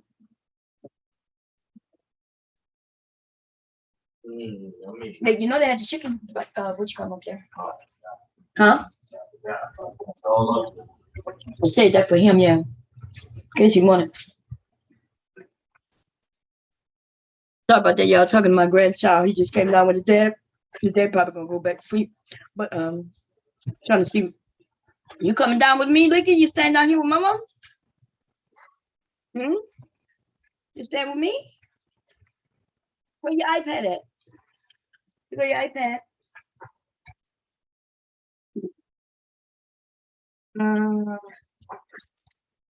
Wow, Cash App is doing a lot, huh? Cash App trying to make a business for real, baby. They'll be increasing shit, doing things. I'm like, but I gotta find out if I find out that they're a part of Facebook, I'm dropping the ass. Okay. Yeah, open this for me. But you might turn it off. Like sometimes it acts up because it might have been on too long. You want to eat some chicken? No. Yeah, you want some chicken? No. You want some orange? I own it. You only orange? Okay.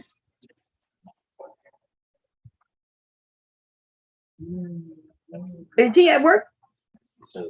Your brother? He was upstairs. He's upstairs. I don't think he was Friday. I thought he was off on Friday. He's Thursday and Friday. Oh, okay, well. I was gonna say he could watch. Yeah, he might be fucking to come because I can't go in there because of COVID. So I gotta go by myself. Or I could try to change it and see what the date is. I have enough medicine that should get me through till Monday. If they can't see me Monday though, I got to go. Let me see. Today's the 14th. Okay, yeah, ask him. I need to know. Because I'm not. Let me call my doctor, y'all. Let me see. Give me a second, y'all. Give me a second. Leak. Anyway, I did put the link up, didn't I? I need to lock. I gotta pin it. Let me see. Did I put the link? I'm not even sure if I did. The link. Okay, let me pin it. The problem is I'm not on Google Chrome. I'm using Opera. Mickey, stop doing that. And because of that, some issues over there. Oh, you're coming in. Okay, here we go. Pin. iPad. Okay. Here go your iPad. Hey, Koja. Yeah, I don't trust Google Chrome with.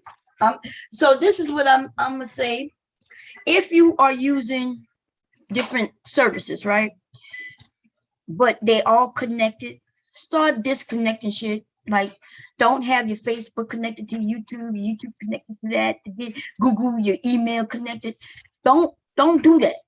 And YouTube is kind of making you do that because they kind of want to associate it to your email. And you know, if you got Gmail, then they connect them. But see, what happens is when you end up, he tell you watching, he gonna go with me, right? In the, huh? Or y'all switch your cars, you take the Mazda and let us use your car. And then thereafter, you need your car like that, we can switch them back. But otherwise, what's the difference? You right there, you have a car. Yeah, but you like your car, but we got him. And anything can happen when him here, when you're not here. We won't be able to go nowhere with this baby because we won't have a car seat.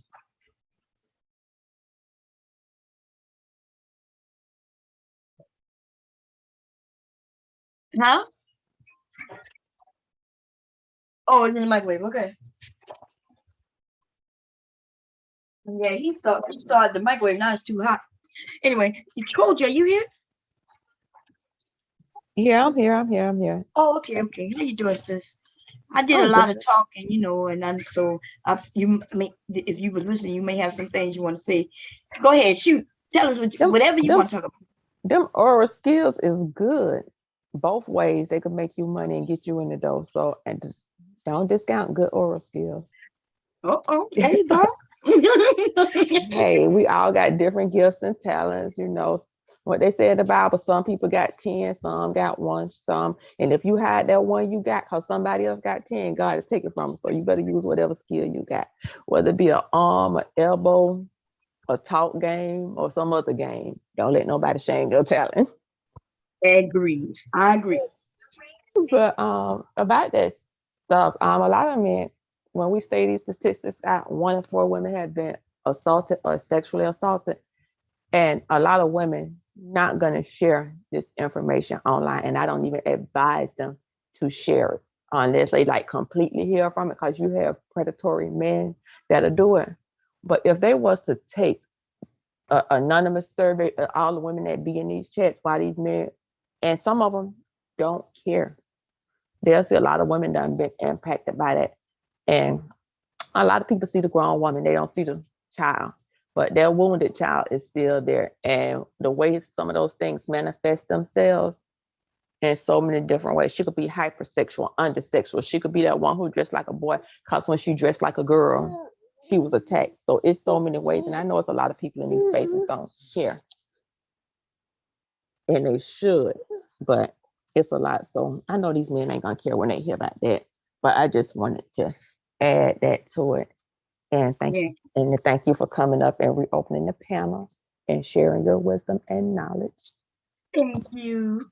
Yes, I agree with you wholeheartedly. But the one thing I disagree with is just that when you say that the men don't care, I think a lot of them do care. It's just that sometimes, like you say, we all different in way we can take information and how the information comes to us.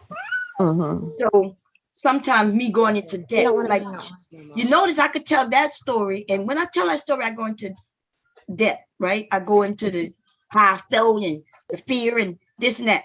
But the one story that I don't go into is when I got raped. See, this is a story where me almost probably getting Mhm. raped, maybe even murdered. But I was actually raped, Yeah. forcefully raped. I don't go into details of that because when I start talking about that and I get into the details, I feel like I'm there again. That shit happened to me over 20 years ago. It's still very hard. I say that to say that, yeah, I don't recommend, I don't recommend that people, women, or even men, because they got men who sexually assaulted as well, get on the internet and tell their stories unless they're ready themselves. Don't do it because I do it. Because, Yeah. ladies, I'm telling you, it took me a long time. It's still hard even when I do it. And there will be men who will use it against them. Now, you know, I dare these niggas to use my story against me because you know goddamn well we gonna go hard in the Yeah, paint. you can take it. You know what You I can mean? take it.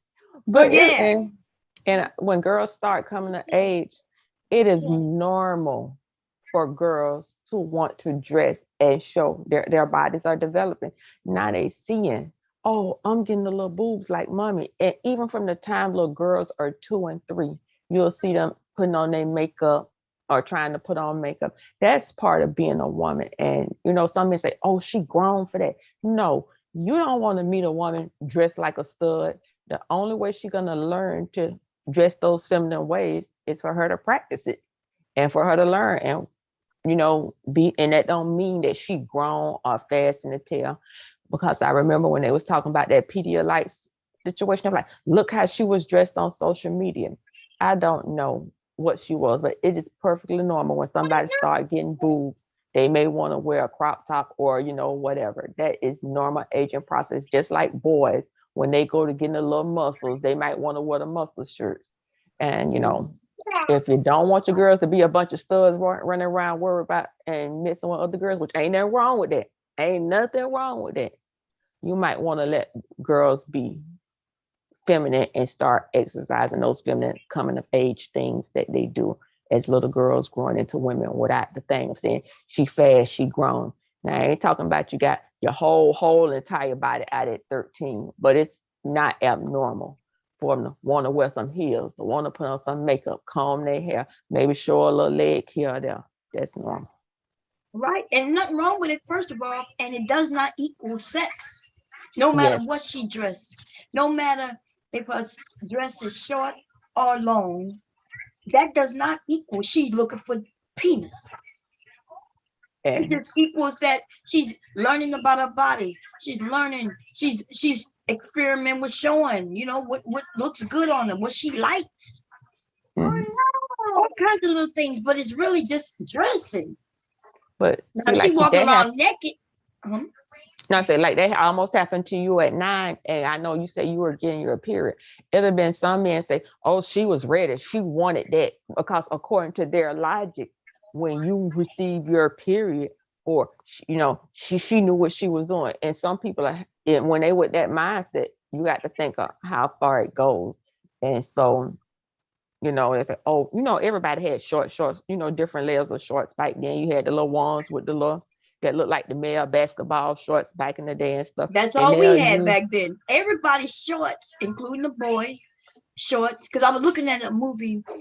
I was looking at Carrie this weekend. But no, it was this week. It was this week.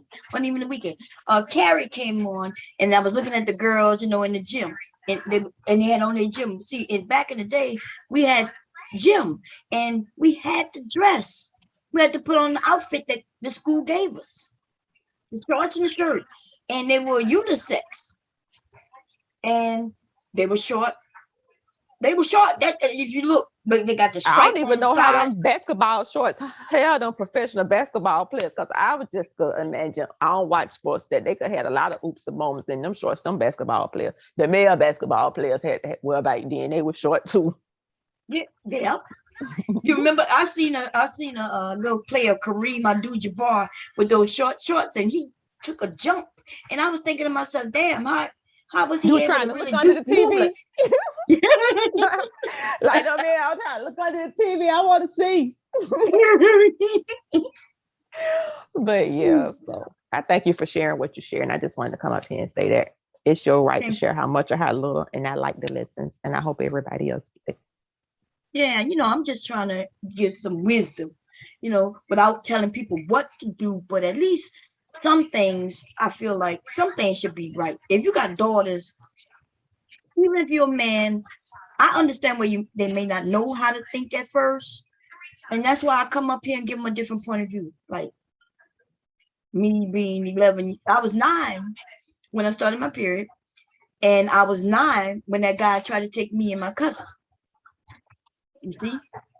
So here I am, starting my period, learning about that. I remember my cousin, yep, that was the same year my cousin, the one who I was in the car with, teaching me how to use a tampon. And she taught me in a glass. It was the weirdest thing. Because I asked her, like, how you use that? Where that go? How you put that in you? My mom had never showed me that, right?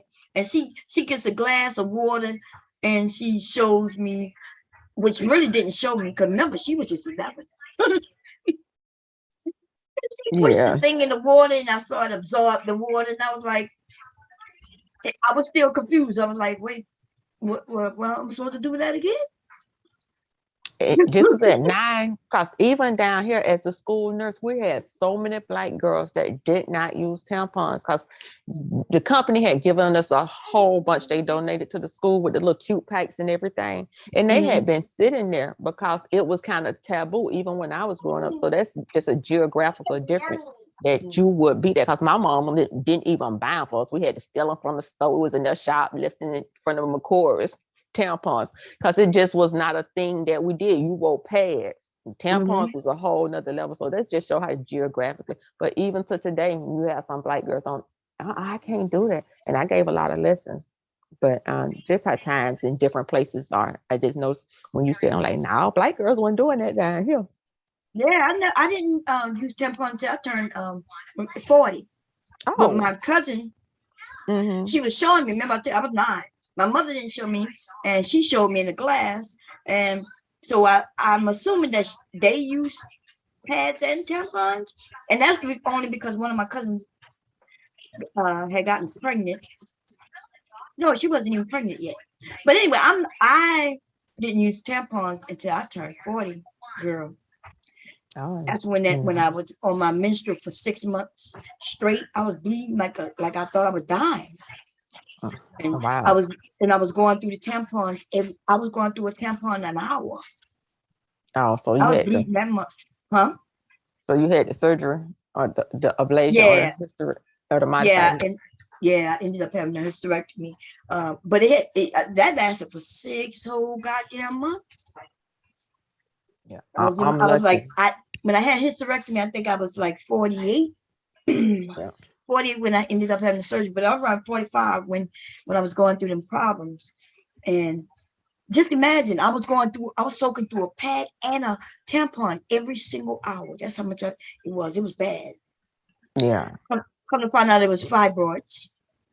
Yeah, that's like one of the most common surgeries I hear a lot of people, like my classmates and stuff and coworkers have. And I'm like, I ain't there yet. I ain't there yet. Thank you. I'm programming in my mind. I ain't gonna get there. I ain't gonna get there.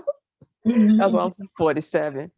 But yeah, so thank you. And men don't even realize when you get married, you might not be getting sex every day if I got all these issues going on, That's right. Think of my husband, 6 whole months. I was like, I didn't want to be touched at all. Like I just felt yucky constantly. I was just like, when is this gonna stop? It's not stopping. What are we gonna do? And if you got an uncaring man and the ones who feel like, oh, that's your job, you're supposed to do your wifely duties. They might like, that's a carte blanche for me to go and get me another woman. You can't fulfill your duties. Even though our business been online for decades, it was perfectly normal to talk about pads, dishes, all kinds of women's stuff, but they don't really talk about all of the men's stuff. But now they're putting it out on TV. They got a little commercial here or there for they Cialis and stuff. So we getting some, what they call it, equality, and talking about our personal stuff, but they don't really talk about their personal stuff. But they got stuff too, baby, going on with them that they don't be disclosing like we don't know. Yeah. So, yeah. But yeah. Yeah, no, I agree with you on that. They- but you know, with them getting that Cialis, Viagra, man. Wow. That I'm shocked they advertised that. You know, they had I don't male even want birth to. control. They had created male birth control maybe about 10, 15 years ago. And they was just saying men not gonna take it. So they They didn't. tried. They did a study on it, and the men, from my understanding, what people to think we take birth control and we don't have no side effects. They say the men could not tolerate the side effects of it, and so they kind of scrapped it. But they act like when we take it, we don't get them. We get the side effects. We've just learned to live with it and not complain. But I think it was similar to the same thing we get, like so boobs and stuff like that. But they couldn't handle it, and Yeah, we go through it every day. And it just don't look like we going through it because we don't really complain about it because ain't nobody want to hear us complain about it anyway. right. Uh, So, they see, yeah, like you said, they don't understand the side effects with what we take. In fact, that the what they call meanness, that side effect in birth control.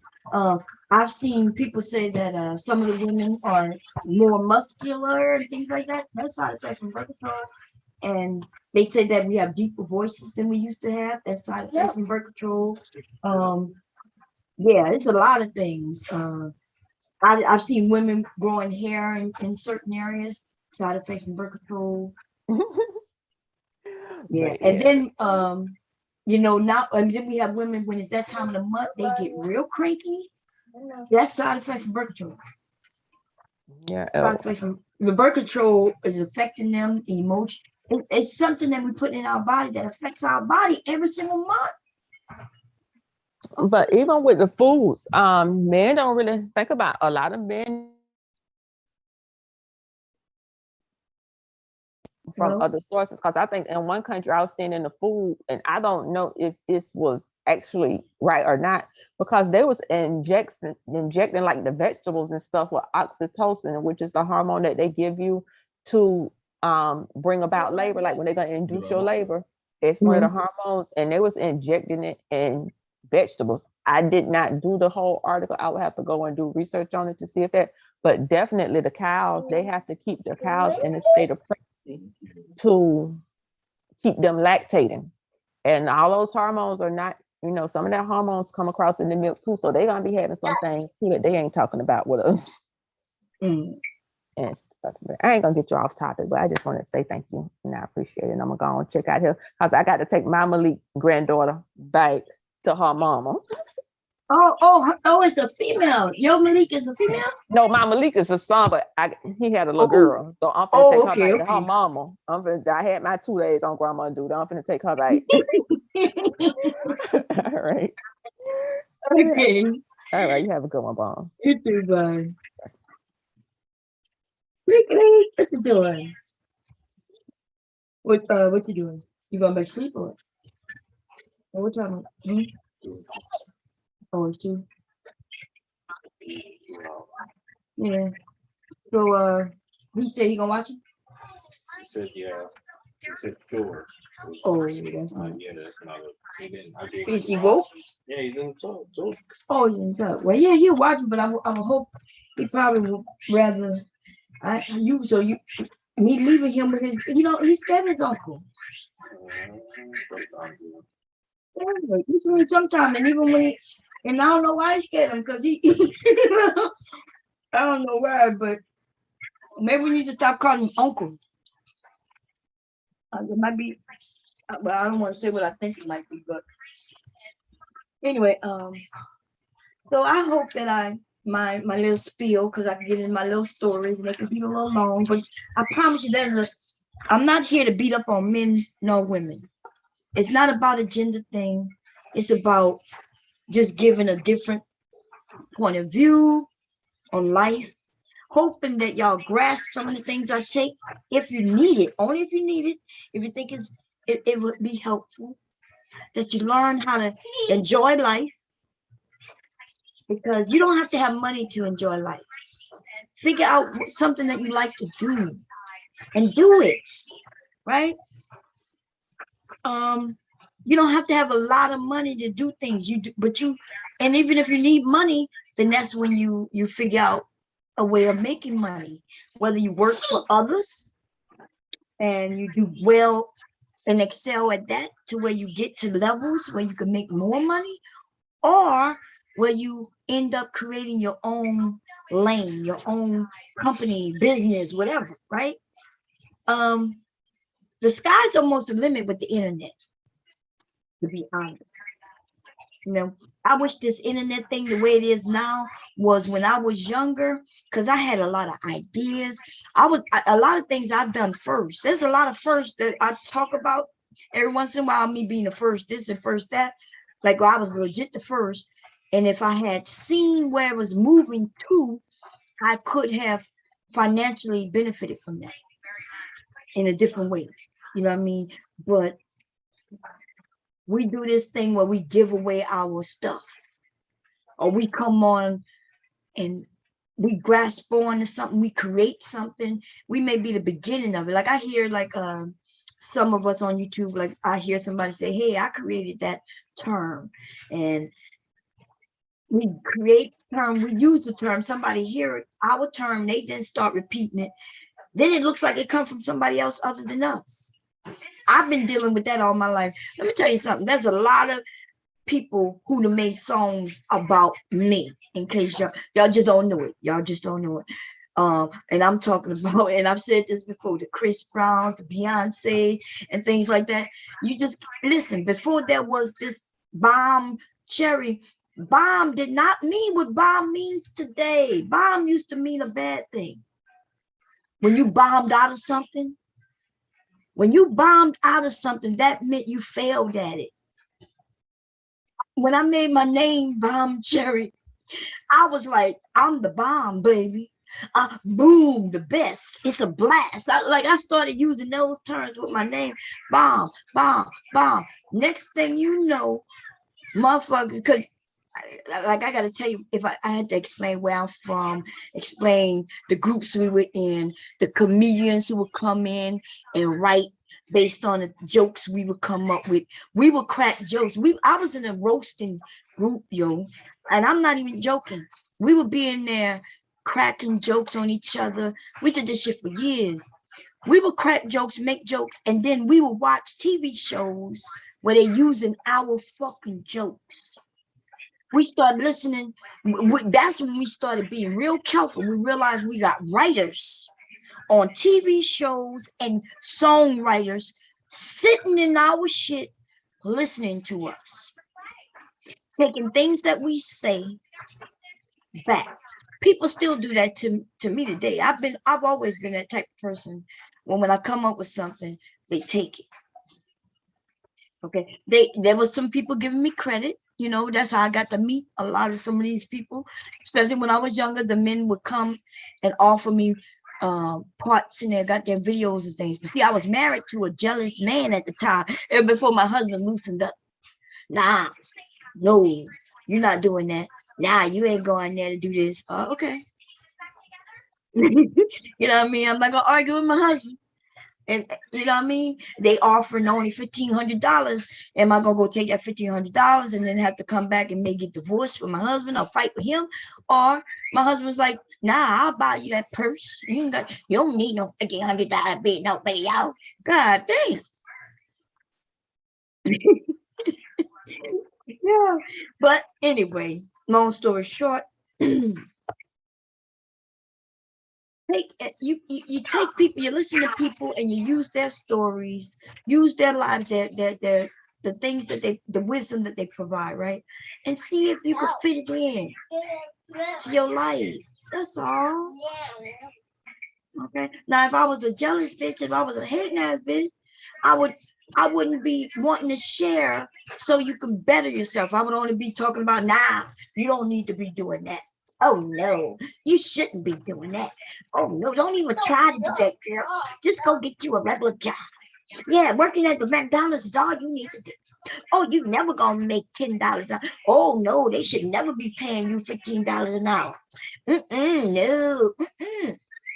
Why would they pay? And then they start caring about big pharma and big business. When people start fighting that you don't want big business to start paying people a living wage. I've never seen such destructive fucking people in my fucking life. When did American people start caring about the motherfucking business? Why do you give a fuck whether Amazon can pay $15 an hour or not? If Amazon cannot pay the $15 an hour, which they do, by the way, they pay good money. So I'm just using them as an example, okay? But let's say Amazon, if they can't pay the $15 an hour that the government says is the minimum wage that they have to pay, then bye, bitch. If you end up closing because you can't keep up with the demand, you end up closing because you're not doing this and not doing that, then you end up closing. This is a capitalistic motherfucking nation. You can't keep up, somebody will pop up and be able to. Why are y'all fighting for businesses? Oh, well, that don't make sense. So and so not gonna be able to pay, and if they don't pay, then they're not gonna be able to survive. And if they don't survive, then what? If they don't survive, well, there won't be no jobs. Well, no, that's wrong. Because see, we are a capitalistic motherfucking nation. When one fall, another will rise. It might be you that rise. But no, I'm watching people, oh no, they can't afford to pay us this. They can't afford to give us all medical care. They can't afford to do this. What you mean they can't afford to do that? The wealthy don't, I'm paying more taxes than wealthy people. What you mean they can't afford? Give them a goddamn bill like they give me. They give me a goddamn tax bill every year. But they provide jobs. Yes, they provide jobs so they can become millionaires. Give them their motherfucker bill. Like they give me. At least they can pay their bill. I'm poor and I still gotta pay a bill. They wealthy and they don't have to pay a bill. That shit makes no sense. But they convinced somebody who convinced you that they shouldn't have to do this because they provide that. But the only reason they provide that is because at one time they were small and somebody fell off and they came up and risen and taken their place. Right? Walmart wasn't always around, yo. I remember when Walmart wasn't that big.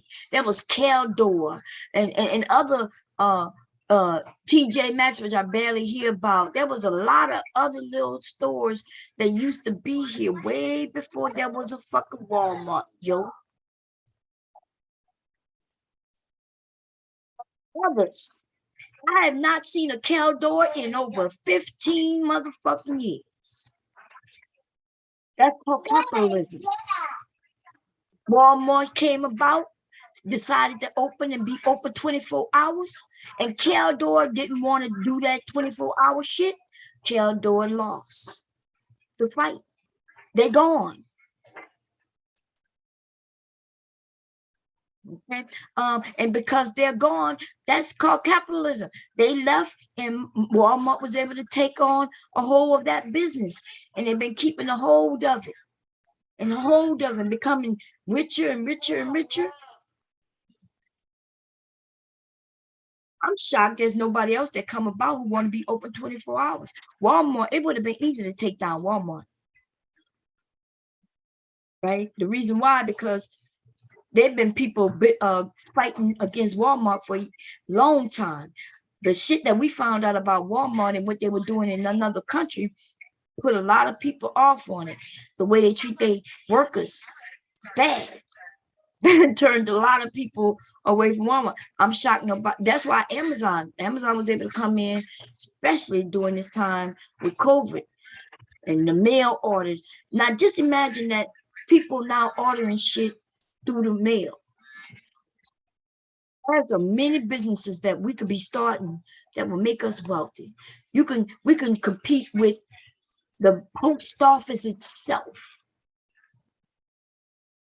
You start a business where you can be like a Uber, you could compete against these. Like, why don't we think about that? Why do we don't think about where locally, I may not be able to start nothing around the world right now, but let's say in Delaware, I decide that I want to be Uber, but on steroids. I'm gonna be the type of Uber, almost like, what's that thing where they go and pick up your food for you?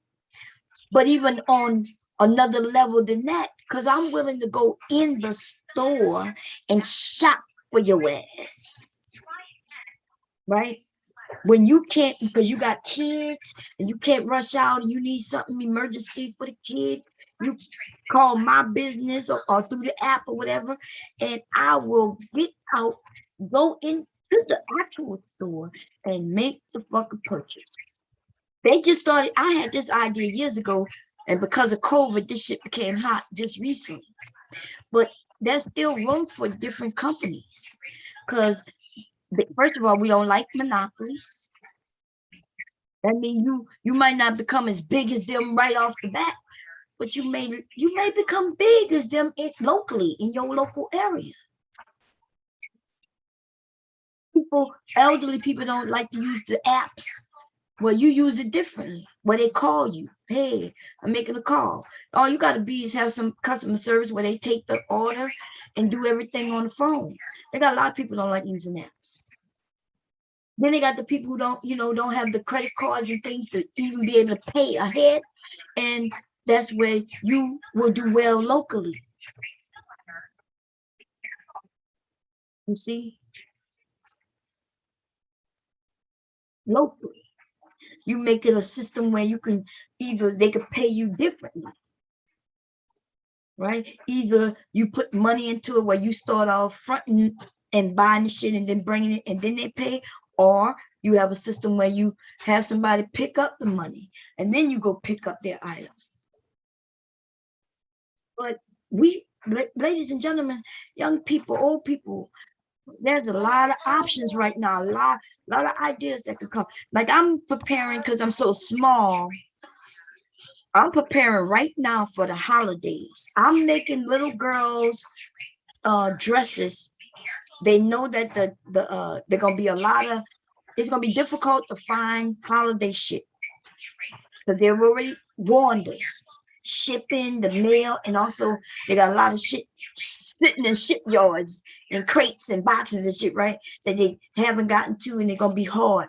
And they telling people to buy shit early, buy it soon, and all that shit. So I personally have decided, hey, I got a couple of patterns that I think will be cute little girl dresses. I'm preparing. I got a couple of fabrics that I'm gonna test out.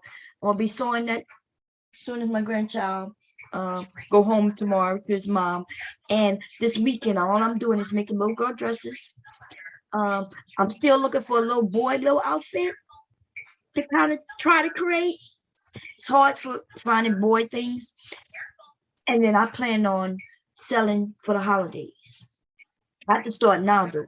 I should have started months ago, to be honest. Okay, so if anybody need a little girl dress, or even a woman's dress or anything for the holiday, y'all gotta let me know soon enough, so we can work it out. Let me know. But anyway, y'all, I'm gonna get off of here. I may come back later, but I do have a doctor's appointment, so I'm gonna go get dressed. Bless you. He's down there doing bless you. Wait a minute, y'all. Come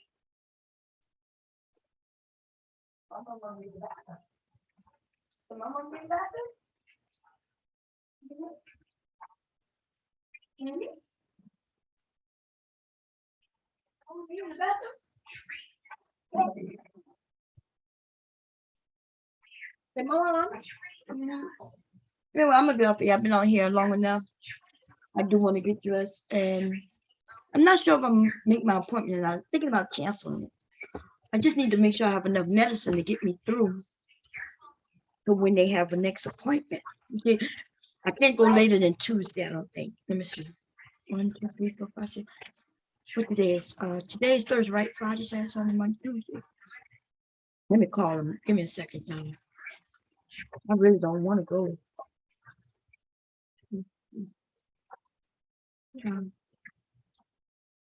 For these people. I am going to be sewing today. VA. That's the VA. I don't need the VA. Pain management.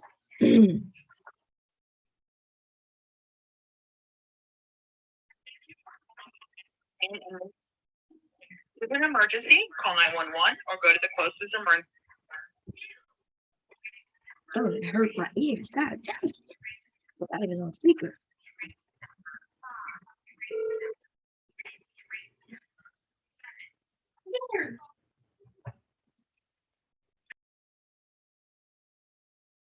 And number and your date of birth, and I will return your call as soon as possible. Thank you.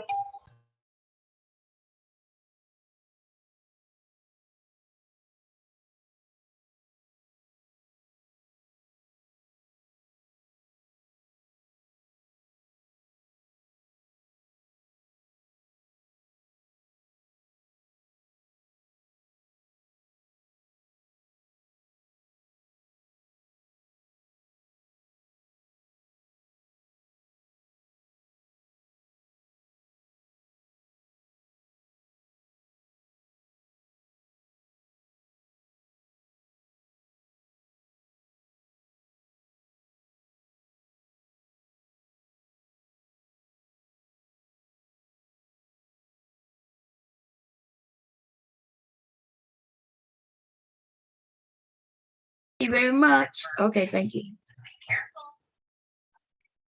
And hopefully they call me back. I was like, hey, I got my grandson and I know I can't bring him, and I went through a spiel and see if they could call me back. If they don't call me back in like the next half hour, I'm gonna have to just get dressed because I can't, if I miss the appointment and then I can't give me another appointment till next week, late in the week, I'm gonna be in trouble. Okay. These medicines, and the way the medicine works, I can't get the medicine until it's time for me to get the medicine.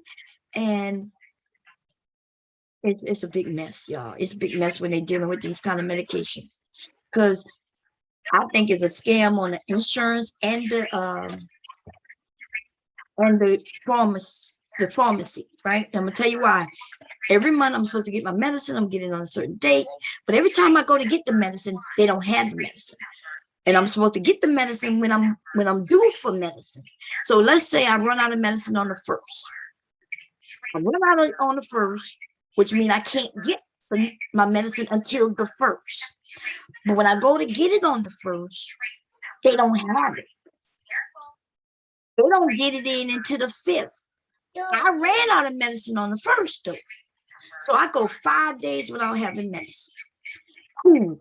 They didn't tell me, okay, we got it, come and get it. So I get it. I get it on the 5th. That's almost a whole week of me should be able to get medicine, but haven't gotten medicine. And so now I go to my next doctor's appointment and they see that I got the medicine on the 5th instead of the 1st.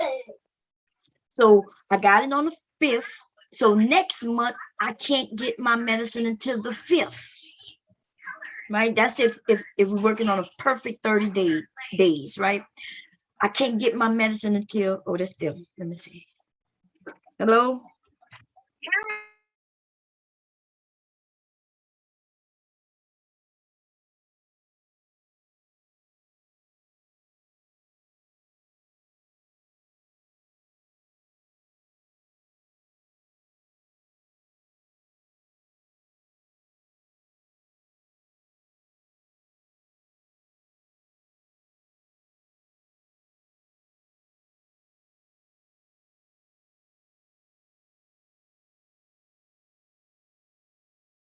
It's Monday the 25th, and then other than that, I have the 26th open up. But like I said, it's not with Mallory; it's gonna be with other providers. So Yeah, it wouldn't matter what provider, but Monday that's gonna be way too late. So okay, I'll be there. I'm gonna make it. I'm gonna make it. okay. Okay, thank you. Bye-bye. You're welcome. Bye. Ah, damn, what time is it? Okay. Legally, Legally, we gotta go upstairs. We gotta go upstairs. My mom gotta go get dressed. Figure out what which going, okay? No. Yeah. Oh, he gonna his dad. See, let me call my husband. No. Yeah, I'm about to call your pop. I'm about to tell on you. I'm telling on you legally. I'm about to call pop on you. We're gonna call pop. We about to call the hospital. We about to call pop on you, man. You're not gonna like it. I'm gonna call his work number. No, what time is it? I'm gonna call him directly. You're gonna call your pop on you. I'm calling. I'm telling on you. I'm telling. You're gonna be in trouble. You gonna be good, boy? Oh, Hey, babe. yeah. You know, I have my appointment, and he got to go to work. And so, are you staying late, or can you come? Yeah, so I was just thinking about that. You don't you have Lyft Oh, you or want do me? you have Uber? Either one. I could catch it. It's not about the Lyft or Uber, baby. It's about him, the baby. Oh, the baby. Shit. Yeah, but you know, I'm always. I could get places. I'm not worried about no car. So the baby, he about to come to work. He here, and so that's why I was thinking if you could have got off your regular time, you know, you could have brought me, and then I could go up while he in the car with you, and then though you could have went back to work if you wanted to, because my appointment's not that long. I could even drop you off, and then you'll be able with Malik. Because Mark, he claiming that Mark gonna be able to watch his baby. You know that ain't true. This baby don't even you don't even deal with Mark like that. And I asked him why he didn't call his mom. He could have called his mom to watch this baby. You there? Yeah, I'm here. I was just thinking about something. I was thinking, when's he going to work? You know, don't he get that at 5? Yeah. But my appointment at 4:15. Mm-hmm. It's not about me getting there. It's about the baby who watching the baby. Yeah, you can't take the baby with you either. Because of COVID, right? Mm-hmm. If I was there to take him with me, it would have been cool. I think did I take him before and they sent my ass home? Yeah. I walked into my appointment with him. He had a mask on, I had a mask. They were like, no, you can't be here with him. I'm like, damn, I didn't know that. And that's when he was a baby. They wouldn't even see me at all.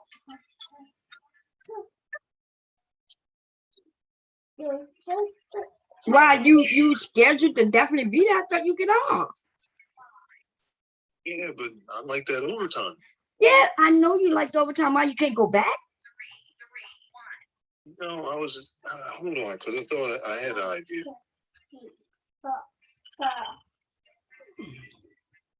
Is he awake? Yeah, everybody's awake. Oop.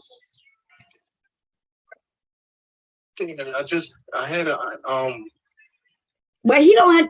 Are you saying what's the idea? Because no matter what, even if he hold on, took me, because I was thinking he could take the truck. And then I'd bring his car and we just trade at work. you're not making sense. It doesn't matter about the car. Doesn't matter about that. It matters who's watching the baby when I go You're to. not listening to me. Okay, what? If we have his car and has the car seat in, Hmm? then we can go to your doctor's appointment. He can go to work in the truck. And then I can come to work in his car. Well, yeah, we're not worried about that. We could do that. I'll have his car with the car seat. He could take my car because Mark is here. He take my car, go to work. I'll have his car. Well, yeah. Wait a minute. Okay. See, that's what you keep But thinking then about somebody has cars. to watch the baby. Yes, that's what I keep telling you, thinking about cars. I'm talking about watching him while I'm at the appointment.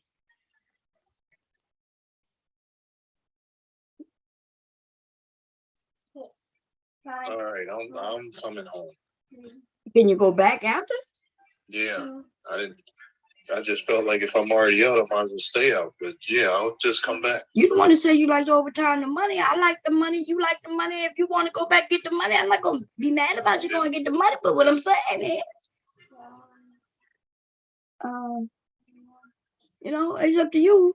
If you don't go back, that's up to you. But I mean, if you go back, that's up to you too. But so we're going to keep his car. But we need to see. The kid can, I mean, the baby, I'll just watch the baby while you go. So you can just take your car. Oh, okay. Yeah. Well, you're going to be here by before 4, right? Yeah. Okay. All right. Okay. See you. Bye. Bye. There's a lot. See, he wasn't thinking. He was thinking about cars. I ain't nobody worried about no damn car. We got 5 cars in the house with 4 people, and is it 4 of us? Yeah, 4 people, and nobody worrying about no car. But we only do have 1 car seat though for the baby. That's in his daddy's car. Worrying about the damn car seat? No car. We're worrying about who watching him for them few minutes. And my husband love money, y'all. But that's not, he just like the overtime because they offer him extra money. So y'all know this COVID time. My husband's in the medical field, right? They giving him an extra $100 for every 4 hours of overtime they do. Wait, no, is it every? No, I think it's every 8 hours of overtime they do. So they do their regular shift, right? They regular whatever.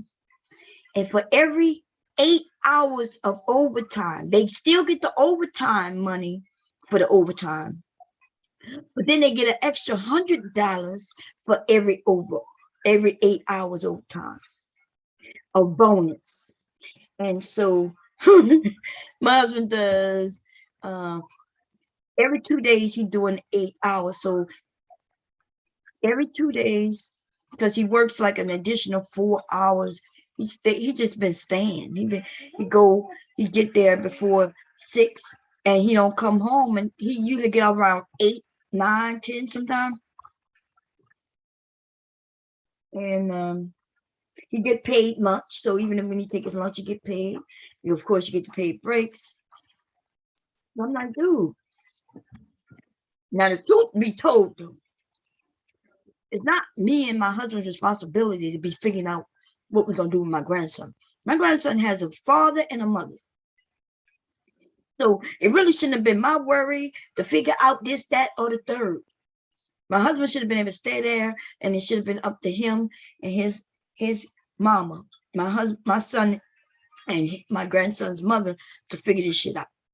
But see what I do? My son is free to do what he wants. Like he was like, well, my brother said he gonna watch it.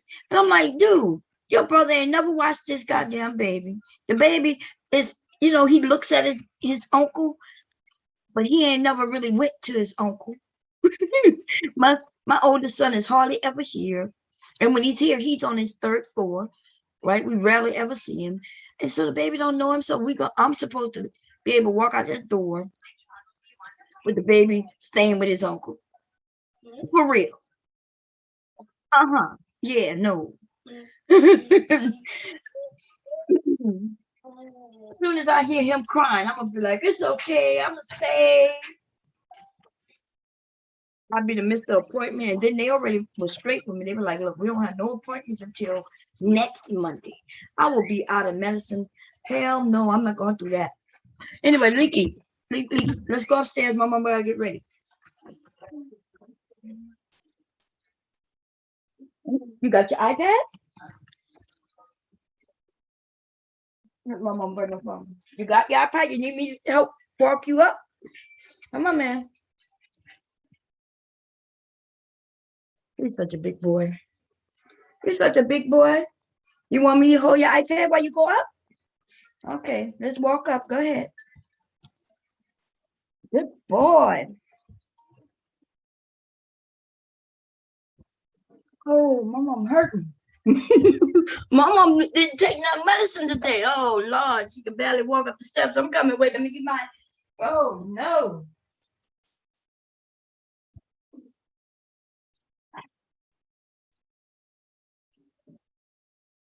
Oh, yeah, y'all. I have a bad back. That's right. Listen, I've always wanted a house with steps. I even like having a house with a third floor and all that shit.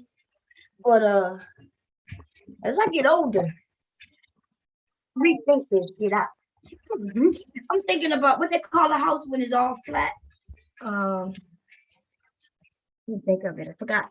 But I haven't lived in a place where all the rooms is on one floor and forever. Have I ever lived in a house like that? Let me see. No, even when we lived in an apartment, our apartment was like upstairs, downstairs. Okay.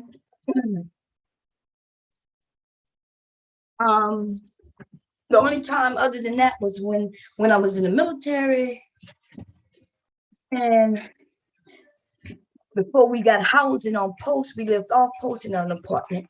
That was all one floor, but we didn't have children or nothing back then. So I can't even remember how many bedrooms we had back then. Did we have two? We may have had one bedroom, two bedroom. I'm not sure. I'm have to ask my husband. How long ago that shit was.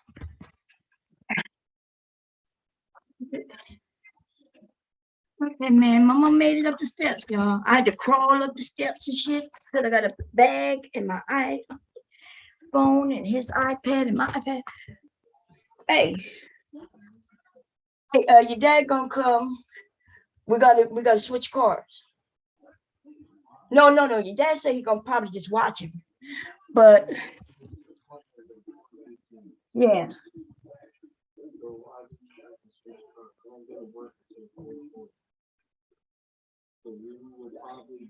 We was talking about switching cars so your dad could watch him while I was there.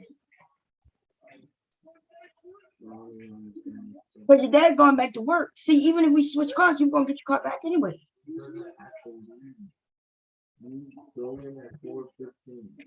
Right.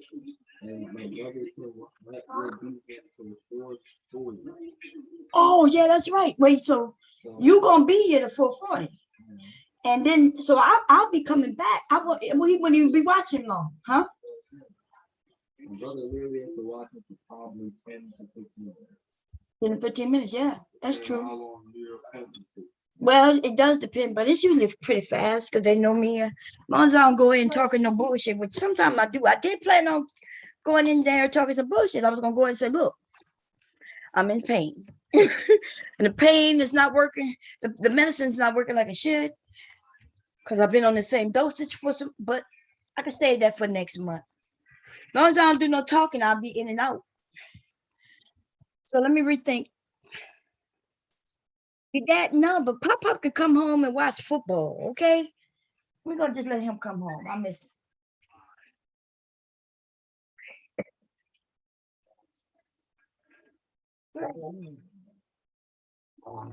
Yeah. I'm gonna call you dad and let's see what he wanna do. I wanna go shopping though. I was gonna go do a few things. If you leave the car, I could still go shopping. I could take the baby. Nikki, is there a diaper in my room? Nikki, you poopy. What you mean no? I smell something. I smell something. Nope. I do smell something. It's either your butt or there's a pamper somewhere in my room. And I don't, let me see, that trash can, I don't put no, oh, there is a pee-pee pamper, right? I did put that in there last night, huh? See, my mom got good nose, man. My mom got good nose. She smell pee-pee. My mom smell pee-pee, man. She smell pee-pee. And you pee-pee? You not pee-pee. I got a pee-pee diaper in my trash can. Your daddy come get that pee-pee diaper out of my trash can. Okay, y'all, I'm gone. I do have to get dressed because it does take me quite some time, okay? I need at least an hour, and that's me being able to, because I'm gonna jump in the shower. You know, the doctors want me to take showers and shit. So I'm gonna jump in the shower. I'm gonna just put a cap on my goddamn head, like, you know, like a a baseball cap that I wear all the time. So I ain't worried about really curling no hairs or nothing like that. And then I'm put on some clothes. I don't know what though. Anyway, I'll see y'all later though. Y'all have fun. Y'all have good times. And if I'm not here again, like if I have a croak, if I die, if I end up having a heart attack, anything, get hit by a car. I just want y'all to know that I care for you. I love you. And I just want you to do better. So just do right by me. Okay? Do right by me. And you're going to get nothing but negativity until you do right. I'm giving y'all that evil stare and them two fingers like an old girl did in Color Purple. Until you do right by me, everything you touch and think.